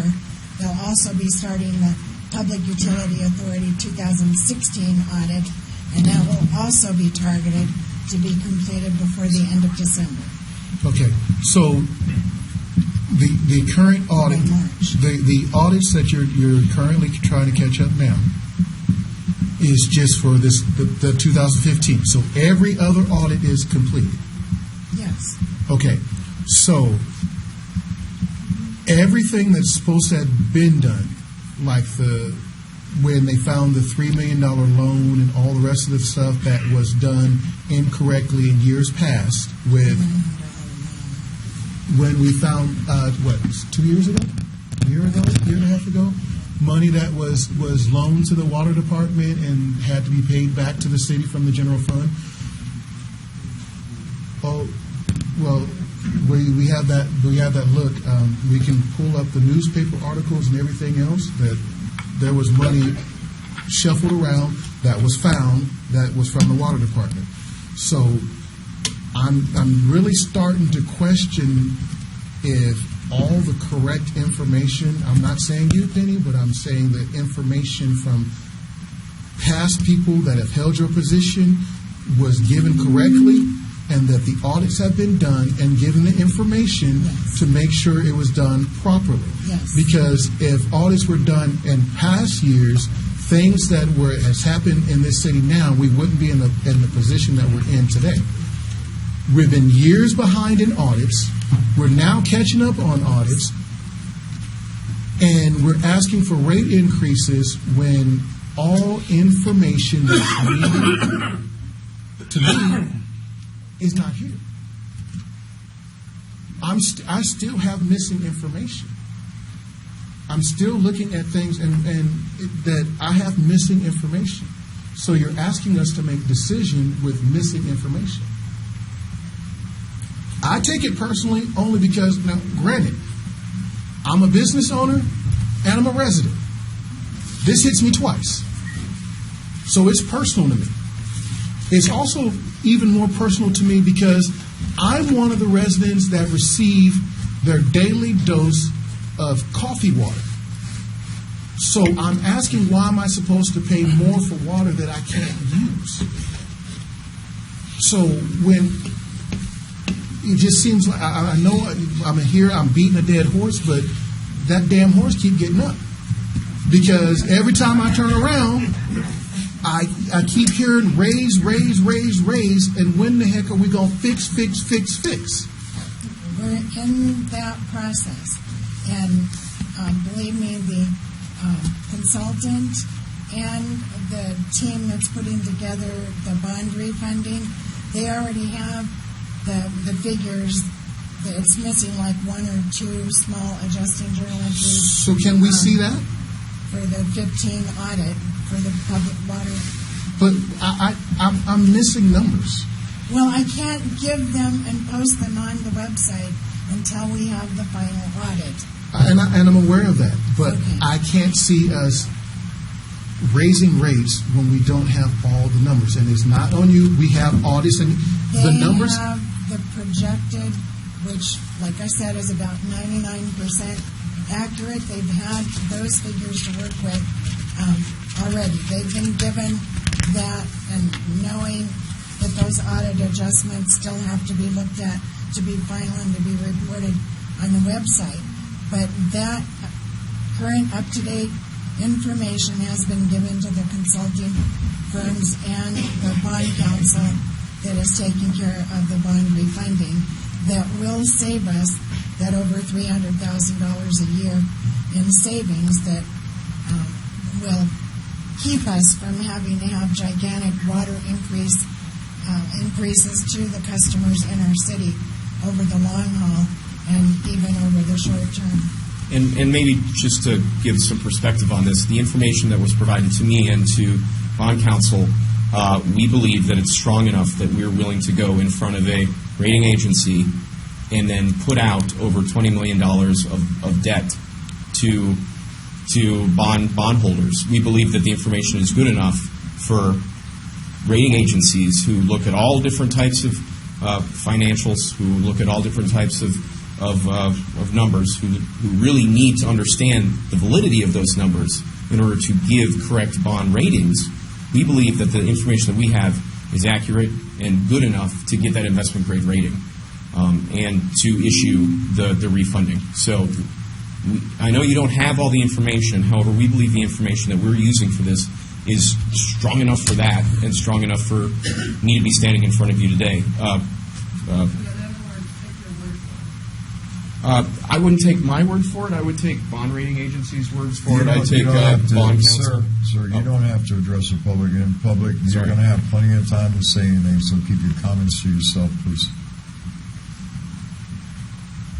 Is the council done with their questions? I'd like to ask the attorney to explain to us one more time what are we working on tonight.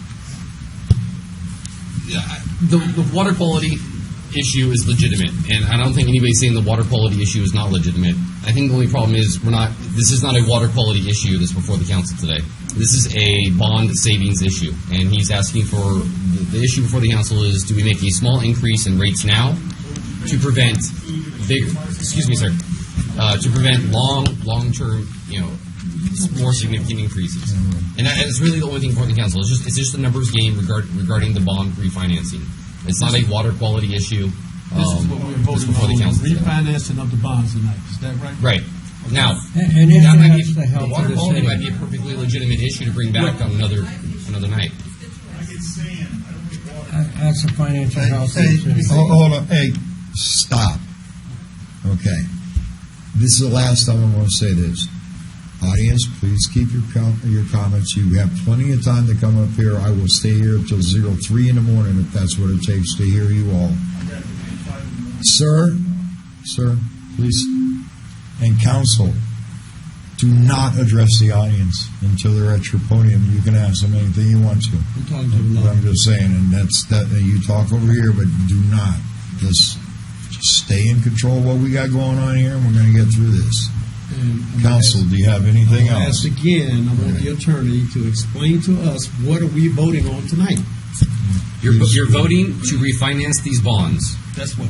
And to do so, you're going to have to reset water rates so that the rating that you get when you refinance them is sufficient to get this decrease in bond costs over time. To save that $4 million plus over time, you have to raise rates now to get that bond rating. Somebody made a comment about having to take the word for it on the bond rating. There are agencies out there that are charged with investigating the issuance of these bonds, and they're the ones that set the ratings. And that's the 1.25% requirement that he was talking about. They want to see that 1.25% requirement in revenues by the water agency, so they'll give you good rated bonds so you can keep those costs down over the long term. To save that $4 million in the long term, you have to show that you have enough revenues to do that. It's not a water quality issue. It's a legitimate issue. It's just not what the issue is before the council tonight. So you're voting to reset the rates at a level that will qualify to get bonds to refinance the bonds that will save you over $4 million in the long run. Okay. And will help your ratings for the city, because right now I don't think you want to know what our ratings are. And that's $4 million over the course of 30 years. Over the course of 30 years. But they're approximating about $300,000 a year. And that's the $4 million's reduced to present value. So I mean, 300,000 Okay, because itself times 300,000. I may not be the smartest person, but 30 years and 300,000 is way more than that. It's a present value calculation. We assume that a dollar now is not going to be worth the same as a dollar in 10 years because of inflation. It's $9 million over 30 years, but the present value would be just over $4 million. And that's what we have to vote on tonight. Yes. Not the quality of the water. No. Okay. No. All right, thank you, sir. And you open this up for public comments at 9:18. Thank you very much. Carolyn Ross. Mayor, I just wanted to make note that I'm sorry. Go ahead. Come on down. We're just going to go ahead and. I just want to make note that we did receive 32 letters. Okay. All right, 32 letters. Got it. Sorry about And they're that. available if anybody would I like had a to note see. to ask you that right here. Go ahead, Carolyn, please. So there's a couple things that I would like to address. One, the gentleman cited San Juan Capistrano, which was a 2015 ruling by the 4th District Court of Appeals.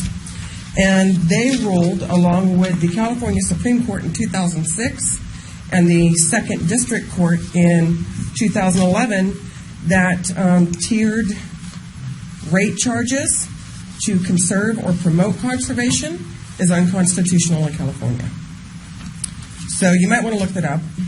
Another thing is he cited Apple Valley Rancheros, and they're currently in a number of litigations over their water charging. So you might want to look that up too. I see that, we're in an unprecedented drought where under mandate to conserve, whether it be by the county or by the governor or by the cities, and that you are doing contracts for cultivation, marijuana cultivation, here in the city. And that's fine, but, as Mr. Wright had said earlier, they do take a lot of water. So by the calculations that I came up with, the American Growers Association said they take 6 gallons of water a day for each individual plant. Since she recently sold 47 acres to a pot cultivator, that makes for 180,000 gallons of water a day. And per the contract that you came up with, that they would donate some of their proceeds to parks and recreation. I suggest that maybe you should donate some of that to paying off some of these bonds or renewing some of these bonds that you're talking about, since they'll be using a major portion of our resources. So, we recently came off a 5-year raise. We're in, our economy's down. If you think that people aren't spending much now, just wait until you sock it to them in their utility bills. And then you're going to see everything else go down. So, when's enough enough? We don't have unlimited pocketbooks. Even the county knows that Adelanto is one of the poorest cities. So when's enough enough? Seriously. I think we've all kind of had enough. We don't have endless pocketbooks. Do you? Do any of you? And I thank Mr. Camargo and Mr. Wright for actually standing up and representing the constituents that voted you in. And I would like to commend you for investigating further and standing up for your constituents. So any of the others that, I really think, and especially when we're coming up on voting time, you really might want to think about that vote. You really might want to get those numbers, and you really might want to investigate what's constitutional in California. Thank you. Well, thank you, ma'am.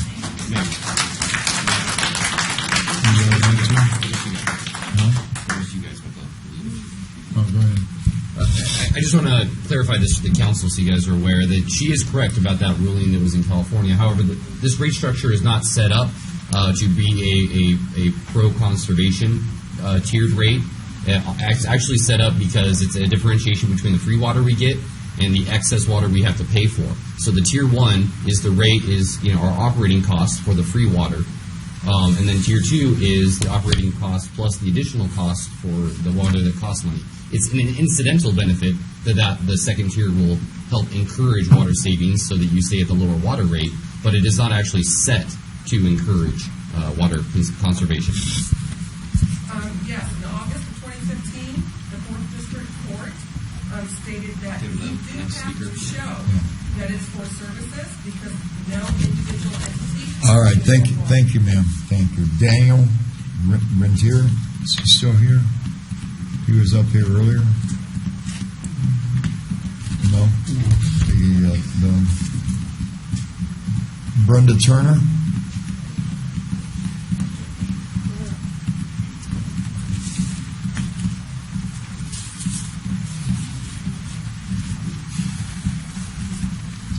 Hello, everybody.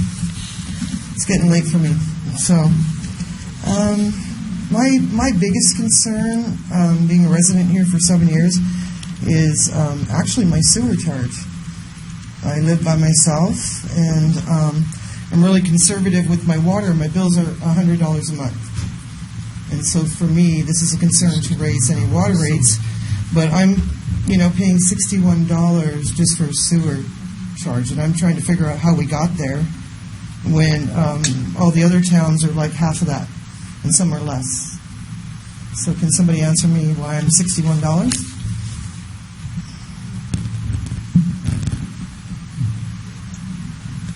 No, but why are we so high? What I'm going to do is have Cindy, I'm going to give the card to Cindy, and she's going to get up with you and set up a meeting or have a phone conversation and explain But to you. I'm low compared to my neighbors. My neighbors are paying $200, $300, $400 water bills, and so something's like really wrong. Right. I mean, for a lot of us. I'm going to have Cindy go ahead and get up and explain to you how it's charged, and maybe we can explain it to the other citizens around you where if they want to come forward and talk with us. We have no problem sitting down and going over it and letting you know where it comes from. Well, it's been like that for a long time, so I think you guys know where it comes from. We're just like super high. If I did, I would be telling you right now, but I do not know exactly what is all within that sewer pipelines, paying for new pipes down the road or whatever. But I know, but we're all up here paying water bond 1 and 2. We get nailed for that. But why is the city of Adelanto so high to begin with water? I mean, it's enough to make me want to move. Because Victorville is like $23 base rate. Let me see. Hesperia is $23. Apple Valley is $31.43 for sewer. And let me see. Victorville is $26.89. Why am I 61? I don't know, and I want to know too. So, Cindy, you can brief me on that also, so that I know exactly why it is. I'm so conservative, it's not funny. I have no grass. I have a few plants. And by myself, I got a couple of dogs. My electric bill is like $40. My gas bill is like $20, and my water bill is $100. All right, man. So, Cindy, we'll get back to you. Thank you. And Cindy, when you go to her, invite me to the meeting too, so I'll have that answer for the next person that asks. Thank you, ma'am. Hey, Jesus Fernandez.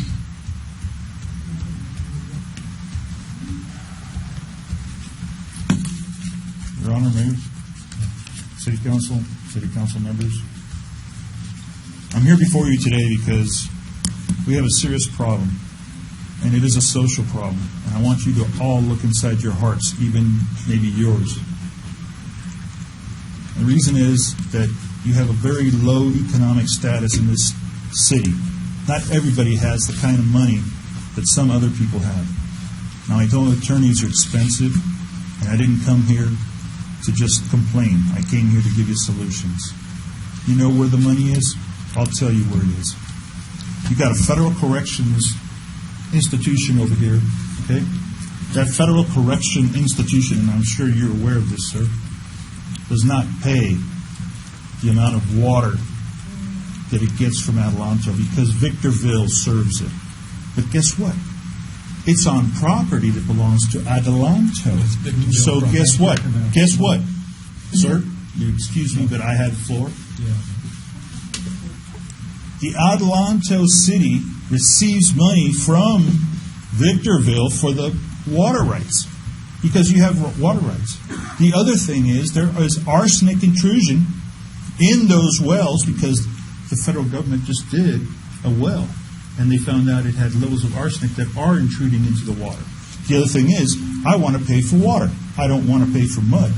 My expenses at my house to repair my plumbing, to repair my dishwasher, okay? And there is no coffee water, sir. You've got to buy it over at Costco. And I'm glad you stood up for us. I'm proud of you. And you too, sir. You're feeling it from the heart. You live here, and you know what it's like.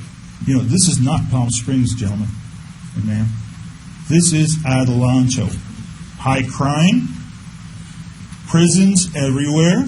Okay, and I know you get a certain amount of money per bed, but that's all right. You have to live from something. And I'll be honest with you, what's going on here is absolutely criminal. It's criminal because the prices are way too high for what we're getting. And it is a water quality issue because I'm sure you don't let your children drink it, and you probably don't live here. You live somewhere else down the hill, probably. Nice place. Sorry, Adelanto is very different. We have a social structure in this community that's very different. We have to tolerate a lot of stuff here. It's not worth the amount of money we have to spend. My cost to buy water at Costco is almost equal to what I pay in water fees just to have my toilet run and take a shower. And even then, I have to have a water hardener, softener, to keep everything running right because it cost me so much money already. It's ridiculous. I'm the only person that has water or grass in my lawn. Everybody else has dust, and I have to swallow it. Gentlemen, ma'am, I want you to reach down inside your hearts and see the truth of the matter. Right, thank you, sir.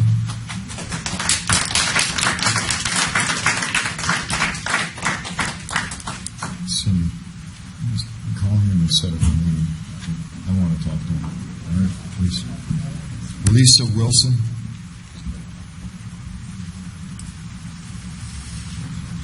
Okay. Ashley Rivas.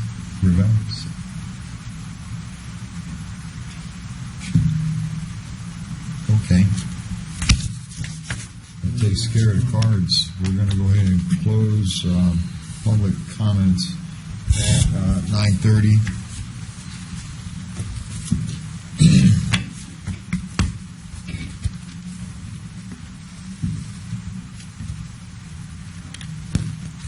And I know no one wants to hear this, but I need 5 minutes to think for a second.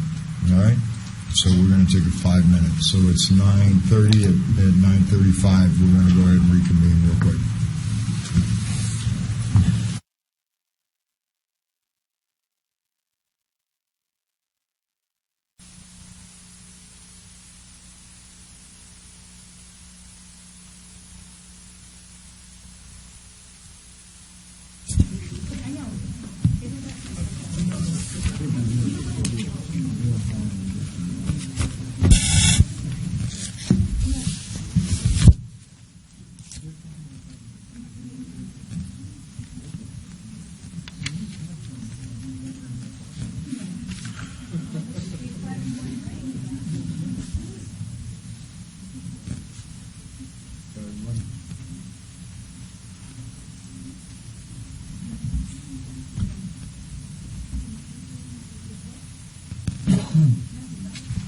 All right.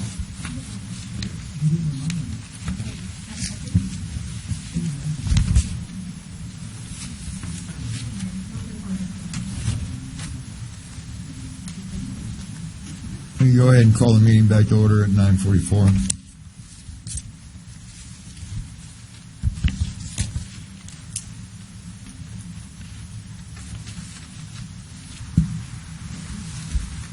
Looking for a motion to approve Utilities Authority Resolution 16 TAC 24. I'm sorry, Mayor. I thought we were going to have final comments to our council. Okay. We can open it back up to the council. Go ahead and open it back up to the council, please. Thank you. I just want this to be said on the record, is I completely understand the necessity for the rate increase. I completely do understand it. We don't want to, I personally as a council here today don't want to make the same mistake that perhaps our councils in the past did in 2000, 2002, and then we had that major increase in 2009. That was a hard decision to do, but we knew we had to make it. I don't want this to affect us 8, 9 years down the road where that's going to happen. But as of today, though, I believe there's just too many pieces missing for me to make that decision today. Now, in the future, once we have a whole pie complete and our residents are educated, I'm a lot more educated with the right information, then that's something we can look at then. So I just wanted to know that we understand it's needed. But perhaps with that, some of that information we're missing on these tier rates, maybe it's 5 cents less per tier. That's a lot when you multiply those in water usage per unit. Maybe it's 3 cents. But if it's a saving cost to our residents, then I'd rather make that decision with correct knowledge. That's all I have to say. Okay, I have one thing to say. Really, it's about Adelanto moving forward into the future, being able to afford our water infrastructure and things like that. If we don't do this now, we're going to have some real sorry times down the road, and we're just getting the city off the ground for the first time in history. So let's just put it in perspective. This costs twice as much, this can, a monster, costs twice as much as you will pay on your monthly bill for our resident. Okay, so half one of these is what your bill will go up in. That's not very much. So, really when it comes down to the future of our city and stuff, these are necessary things that we have to take. We have to take them now. Because like Ed just said, you want to kick the can down the road. I mean, that's what Adelanto City Council did for 50 years. And then look what happens. Then we have real big problems. when we can't fix broken pipes, broken hydrants, people call because they have water things, and the city has no money to cover it. So, it's a thing that has to happen, and that's really all I have to say. Less than a can of Coke per month is not much of it, really.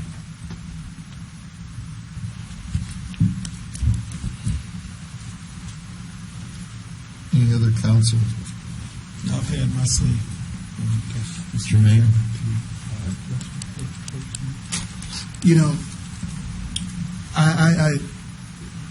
I respect what you said,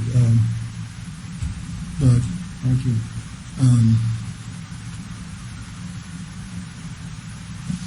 We all know I drink water all the time. I love my water. I found this new Mountain Dew Black Label, which is pretty good. Just throwing it out there. The Black Label. The Black Label is just in case, Mountain Dew needs a new sponsor, help. But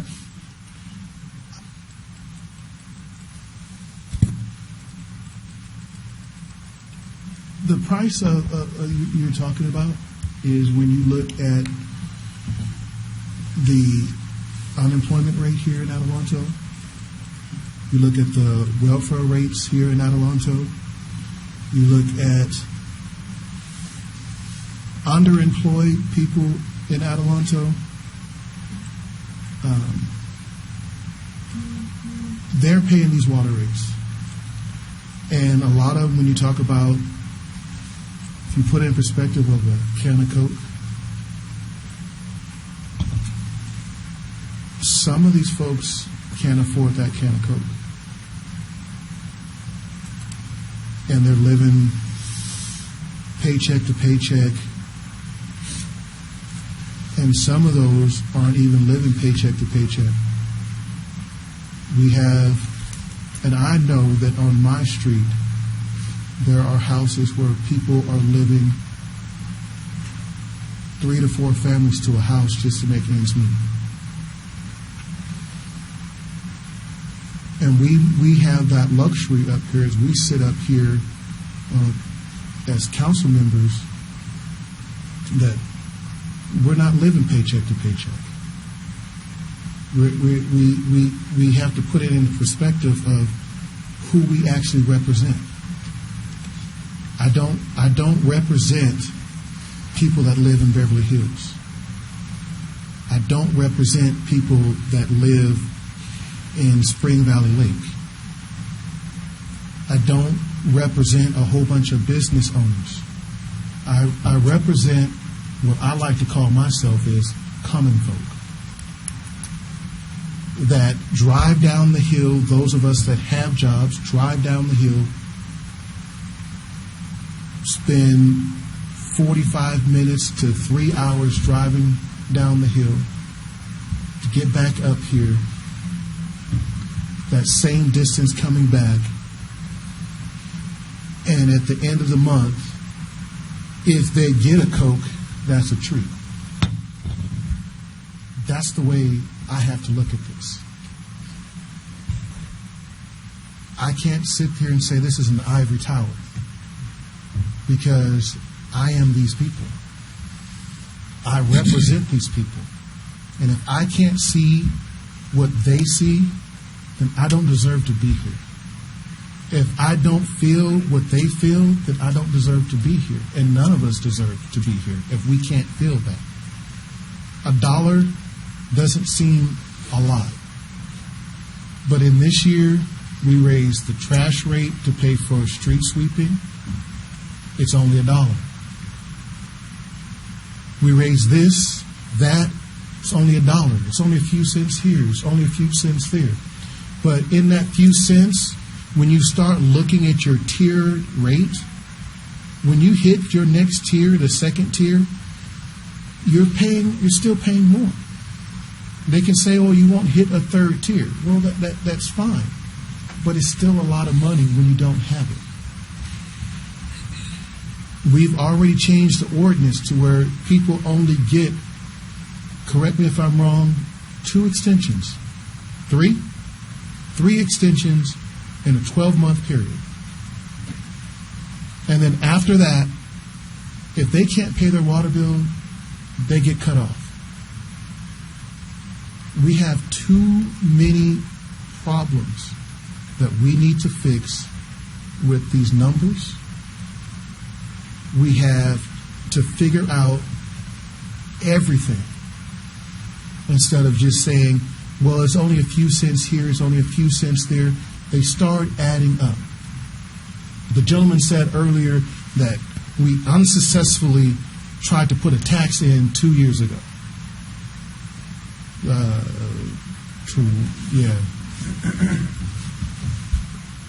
What was said then? It's only a few cents there. It's only a few cents. But when you don't have those few cents, when you're not saving anything for your future, and you sit there and say, well, it's only a few cents, but when you lose those residents because they move to Victorville or Apple Valley because it's cheaper, we don't gain those few cents. We don't gain anything. We lose more. So at some point, we have to look at the numbers, the complete numbers, everything. Look at the promises that were made in 2009, 2012. We have to look at these promises that were made then when these increases came up and say, what have we done to justify more rate increases when we haven't done what we're supposed to? I know we're trying to get a better bond rate, but nobody gives a damn about a bond rate when you can't pay your water bill. No one cares about how the city looks with a bond rate when, hey, you know what? I don't have grass, I have rocks and dust, and then guess what? My water rate went up. I'm not going to water my grass anymore, and here comes code enforcement to write me a ticket for not having grass or rocks. It all ties in together. I'm not throwing you underneath the bus, Steve. Just a train. Just a train. But the truth of the matter is, this all is a cause and effect. It all comes together. We raise the water rates. People use less water. They start cutting on watering their grass, watering their trees. I tell you, in another week, my tree will be dead enough to pull out. True. We got to do something. And at some point, we got to get all the numbers here. And I really would like to have all the numbers. If we push this back or whatever, however we do this. But right now, I don't feel this is the time to be raising any kind of rates in our city.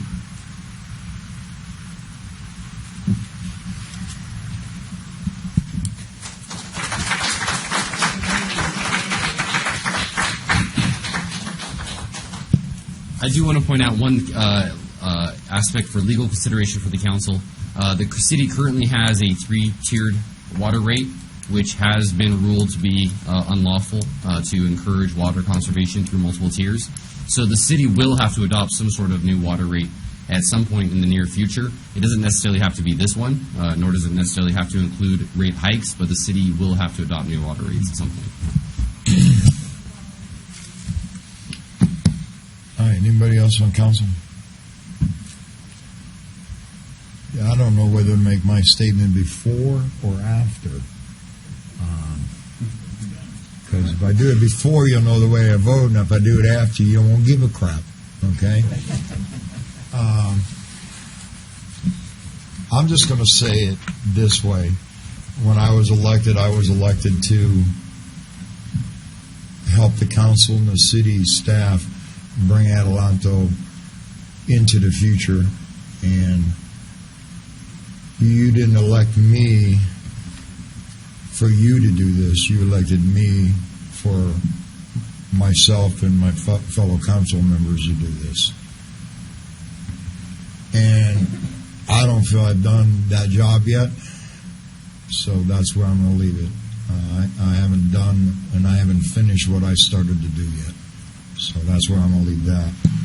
Now I'm going to call for a vote. Can I make a motion, sir? You can.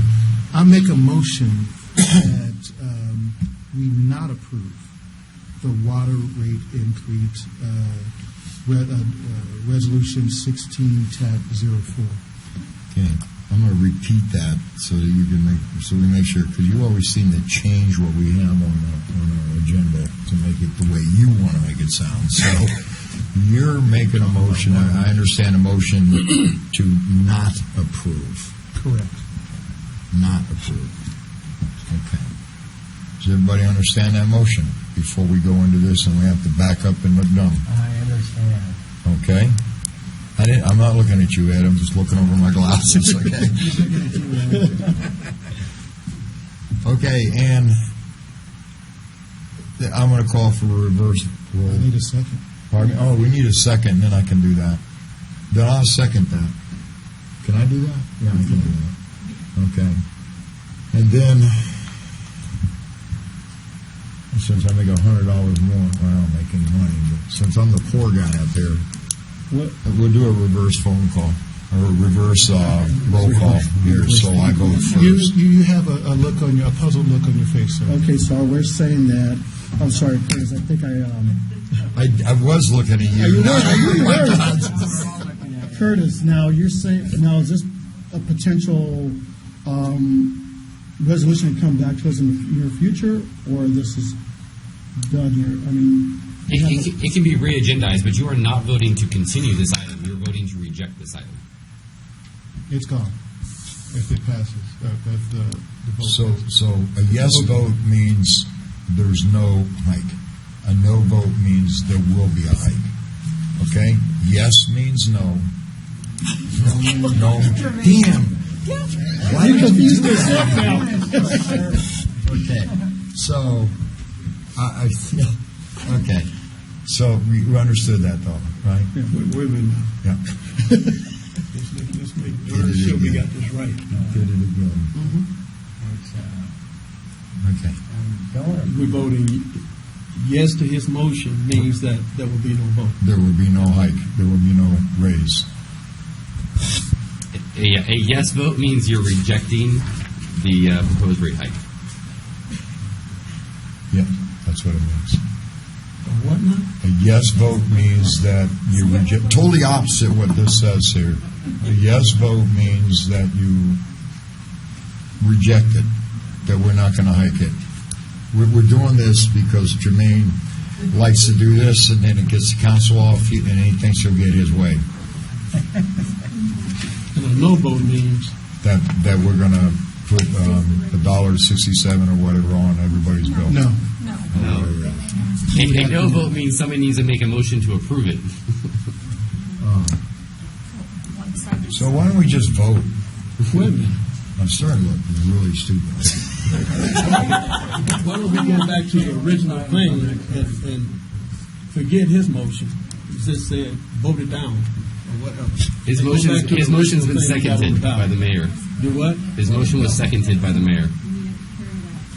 Your Honor, I ask you to call for the vote, please. Pardon? I ask you to call for the vote.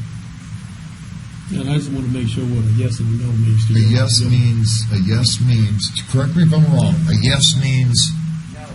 A yes means... A yes means we're not going to charge anybody anything, we're going to go away and bring it back another day if we need to. And a no vote means...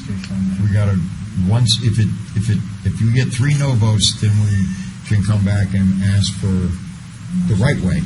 Right. If we get 3 no votes, then you're not rejecting it, and instead we need somebody to make a motion to approve it. Okay. Got it. I got it. Okay. Now let's do a reverse roll. Yes, Your Honor. Mayor Kerr?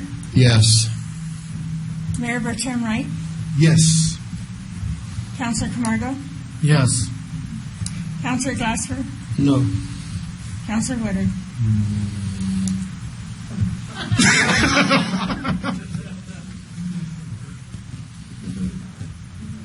Oh, yes, it does. I want to hear a word out of his mouth. You said yes? You said yes. You said no? You said yes. Yes. 4-1. It passes. Okay. No. It's rejected. It's rejected. The resolution's rejected. Okay, so it's over. Okay. I'll talk to you in a minute. We're going, Ed, you pulled number 8. Yeah, we just have a vote on that, Mayor. I mean, we all know what I voted last time, so I just wanted to keep my Oh, same you just vote. wanted to make sure. Yes, please, thank you. I move that we approve 8. We need to open number Second 8 to reading. public comment before we can vote, Your Honor. Okay, we're going to open up for public comment on item number 8 and the consent calendar approval of second reading and ordinance 549 at 10:02.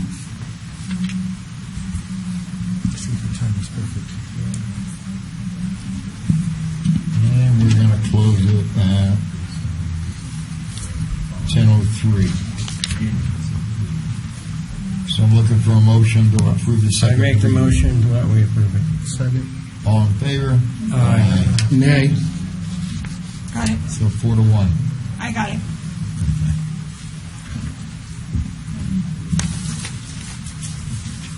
City manager's announcements.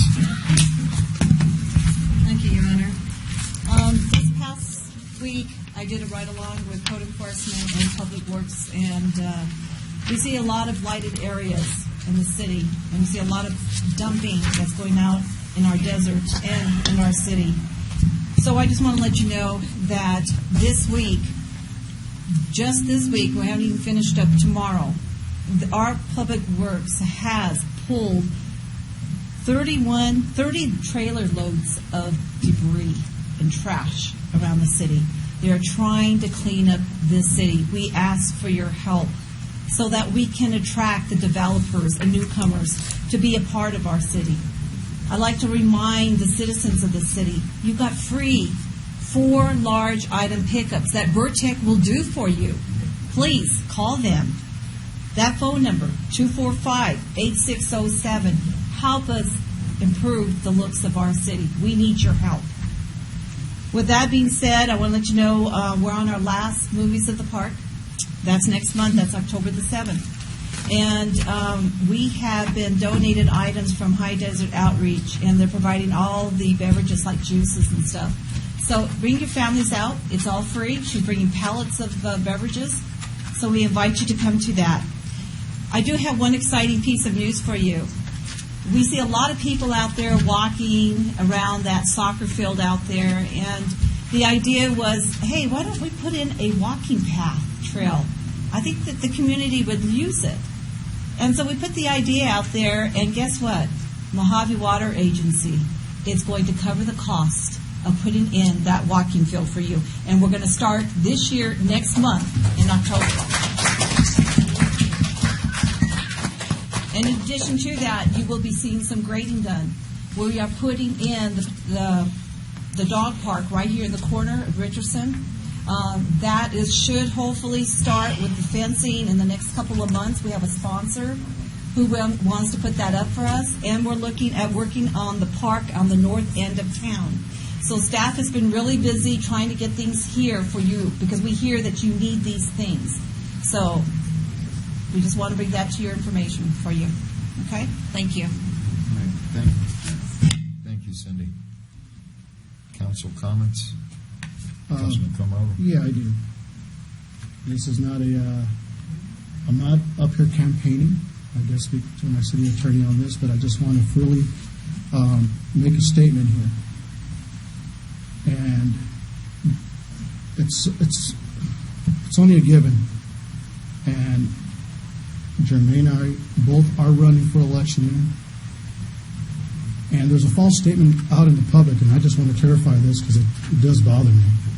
I've spoken to Jermaine prior, and we're not going to run no dirty election between him and I. But there's a statement going on that I gave some information, negative information on Jermaine. That's false, and I publicly want to say that. And to Jermaine, I want to tell you that that was not done on my behalf. I approached you with it, and I just want to be clear on that. So if anybody's out there making something that isn't, whatever the thought process is behind that, Jermaine and I already spoke months prior, and we know how we felt about each other in the past, where we're at now, and we're just going to move forward and be respectful for each other and for the city. That's all I want to say. So Jermaine, thank you for that. Okay, ladies and gentlemen, it's my turn. Hey, I want to really thank my street department department, and Don especially over here, and Scott. You guys are doing a great job. And if any of you folks actually live out here in the city limits and you're on a dirt road that needs a little grading, give us a call.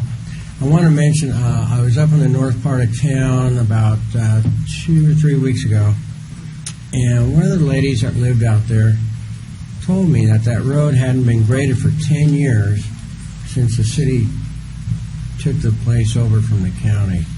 Well, I gave Don a call. I said, ma'am, you got to be kidding me. I said, Don, you got that grader running? He said, yeah. I said, well, can we get this road up here in Calusa graded to help this lady and these neighbors out up here? By golly, Don did it the next day. You know, and it was pretty impressive. I got a letter in my mailbox from the lady and the neighbors thanking me for grading the road. So if you got any roads out there that need to be graded, give Don or me a call. We'll take care of it. Thanks a lot.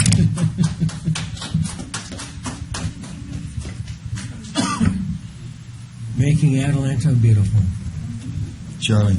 Oh, thanks. I can't top that. That sounds like a car commercial from Los Angeles 20 years ago. Go ahead, Nate. You know what? I want to thank the residents that did stay to the end. It can get monotonous to watch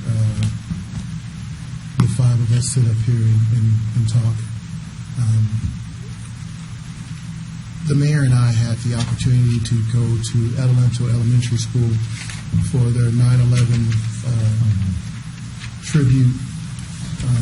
It was a great time watching the students get up there and respect our country, respect our flag, and give honor to those who lost their life. And so I'm going to make this statement and let it be where it may.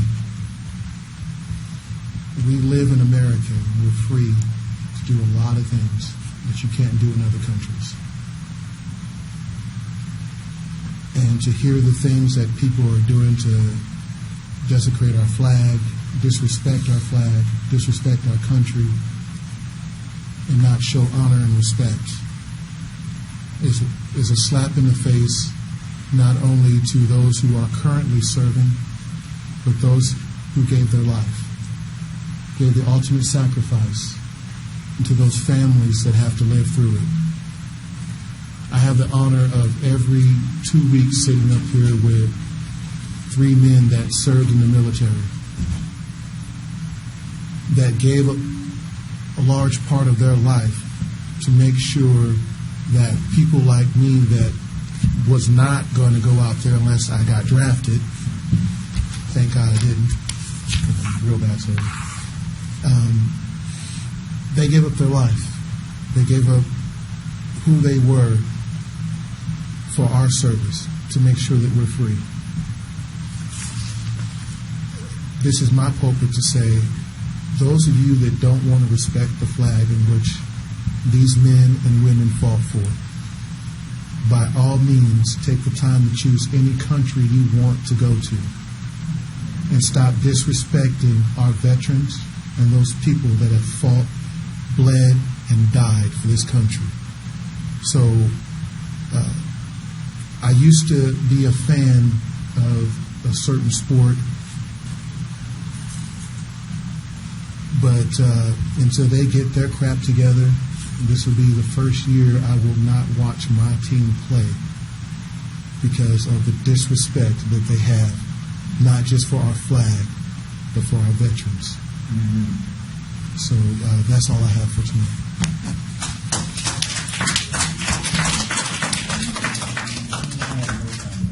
Sorry, and I have no comments for tonight. No, none whatsoever. I'm looking for a motion to adjourn. All in favor? Wait, nay. Nay. Oh, God. Okay, Charlie, it's fine.